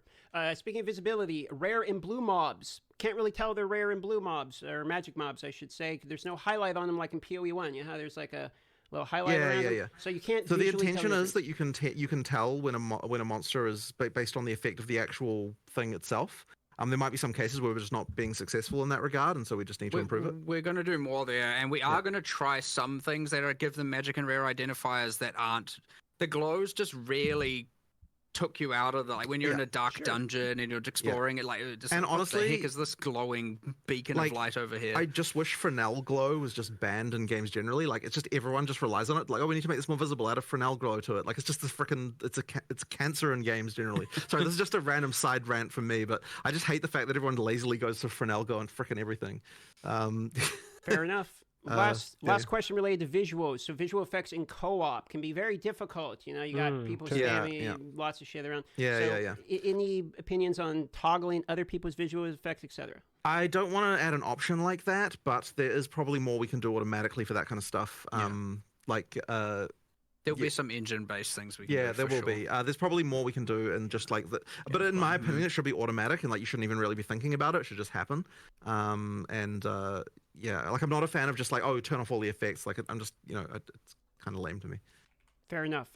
Disenchanting flasks for quality. They're one of the things you can't salvage in the game currently in order to get like the quality baubles back that you'll be able to do on flasks. Right. Is this intended? Is there really any reason why we shouldn't do that? I know you were like, oh, it's because it doesn't thematically fit with a hammer on a bench. Just smash the glass. I mean, I think that's why it is, but like, I have nothing against adding it. Yeah. You can probably change that, right? Like, I think it was more like, let's do something interesting for Flask salvaging and crafting later and save that, but we can add it for now. We should just add it. I have no problem adding it. Yeah. Okay. So we should probably nerf the drop rate of Flask slightly. High levels. That's just a random note that I was thinking about yesterday as I was picking up tons of flasks. Random side note. But We've almost got all of them. Checkpoints and maps in order to backtrack in maps. How do you feel about that? So not for resurrecting purposes, just for fast travel purposes. It's not a terrible idea. I'd have to think a little bit about how we would position those. Just position them like you do I'm in the not campaign. against it necessarily. I guess the feeling is that there's not so many like objectives in maps in the same way. When you do those linear maps and you missed a rare monster, you want to go play something else for a while. You're right. But, so we should probably do something about this, but I don't have an exact understanding of what we'd need to do. Sure. Yeah. On the table, however. Okay. Being able to see gems without cutting. Currently, like you got to cut the gem to look at the list of skills. I mean, I don't really have anything against it, but where the hell does the option go? I'll think about that. I'm not really against that. Yeah. Maybe on the G button, top, click at all skills. Yeah, maybe. Yeah, maybe. Right. Maybe. Gambler in the hideout. We have all the other vendors, but we don't have like a gambler in the hideout. Yeah, true. The reason for that, what was there was something very broken at the end, and we quickly turned it off. But I think we just need to fix one thing and then turn it back on. Okay. There was something very bad exploitation tier, and so we were just like disable. It's like 10 minutes until deployment kind of thing. 4 left, and we got through all of them. Okay, so Venom Quest is currently the only one that you can't reselect the rewards. So, for instance, you can reselect like the Titan. Do I want the Life Flask for the Charm Duration? You can't select from like Chaos to Attributes or whatever. Any opinions on keeping that permanent, or can we reselect? I want to add a way to change that, which I know people might be like, well, hold on, then why don't you want to allow a way to change the sentences? And the answer is I don't know. That's just how I feel. But we'll allow you to change it. I might feel differently later. But yes, I do want to add a way to change that for sure. Okay. Movement speed on boots. Any feelings about having them be implicit, or basically movement speed mandatory on boots, or else you're really slowed down. So how you guys feel about moving movement speed to implicits, or do you have any feelings on movement speed on boots? I mean, I don't think it's necessarily a problem to have a mod that's really, really valuable on an item that you definitely want to go for. Like, boots is certainly the case where that's like the most extreme, but I don't necessarily think it's a problem as such. So, I personally don't have a problem with it, but I don't know if you feel different. I like it. Yeah. I like having it that I think it's good. I mean, if you added move speed implicitly to boots, would you then be like, okay, well, like IPD on weapons, like you start to get into funny territory in some sense, right? Where like So anyway, that's kind of our feeling on it. Last two, UI customization options. Is that potential? I mean, you'd have to be more specific. I think people just want in to be general, no. Like, yeah, if you're looking at like we're not going to be World of Warcraft like UI mod type there. But yeah, like if there's something specific, then you're like, I wish we could do this. Then maybe we would think about it. It's just a question of more of a generic question I was getting. Okay, last one, boys. State of co-op and body blocking. Body blocking your with That's co-op here. I think it's. There's something not right about it. There's something not right about it. I agree, but I do think you do need it to make things feel more physical. But like the problem is, there is something not right about it. You're so far away. It's like you still body block. But there shouldn't be, considering that players are actually. No, because you know what it is? It's because we changed really, really close to the end of development the size of the player instead of changing the size of all the monsters. And I think that probably results in like a situation. But yeah, but there's something not right about it. But I don't want to just completely remove it. We might end up with a solution where like the size of a player to other players is different than what the size is to other monsters or something like that in order to kind of like ease it. I suspect we'll do something along those lines. I'll that is it. It wasn't really on my radar, I have to admit, but we should do something about this. Yes. And you'll forgive me for asking one last question that I'm curious about myself. Yeah. In terms of microtransactions coming from PoE 1 to PoE 2, do we have any cadence or quantity or any information we can give them when we're going to be seeing more of our previous purchases? Well, the main thing is that by the time we go out of early access, we have to have all of them. As for the like rate at which they come through, I mean, look, we'll try and get as many as we can done in the near future. I honestly like. This is so the rigging team are like busy doing that, and I haven't paid enough attention to them. I need to go catch up with them and ask them, hey, how's that job going that I see you going on? It's probably turned into more work than we initially anticipated for sure. There's like a whole bunch of effects that don't translate one to one, so there's a lot of departments that have to do a lot of work. They are tuning through it.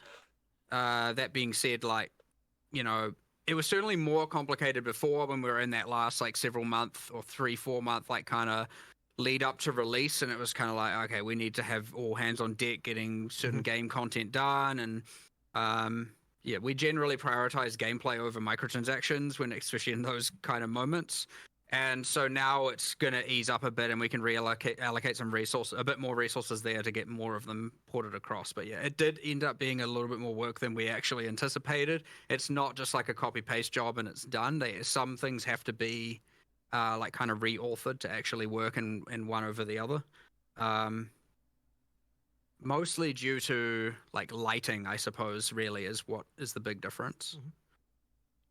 Yeah, so I don't have an immediate cadence for you, but yeah, we should start getting them coming out, like rolling out relatively soon. All right, and I think pretty much wraps it. I mean, we're getting spammed about Path of Exile 1's 3.26, but unless you want to talk about, bit of a long topic to get into at this point. Yeah. So I figured I'd just throw it out there, but that's it, guys. You want to wrap it up? All right, excellent. Let's just say thank you for coming. And, it always happens. We say 1.5 hour. It always goes above. We very much appreciate you guys' time. And sorry for going so long. But pleasure having you guys on. Hope you guys enjoyed it. And can't wait for the patch notes. And we'll see you guys very soon then. Awesome. Thank you very much. Thank you. See you later. I want to say thank you also. Appreciate the opportunity. Thanks for coming on the podcast. Sorry it was 20 minutes extra, but... Thanks for your time. No problem. We don't have a clock in here. You understand? You could have said it was the right amount of time, and we wouldn't know. Oh man, I missed my last. We don't know how long it's been. All right, thank you so much. All right, thank you.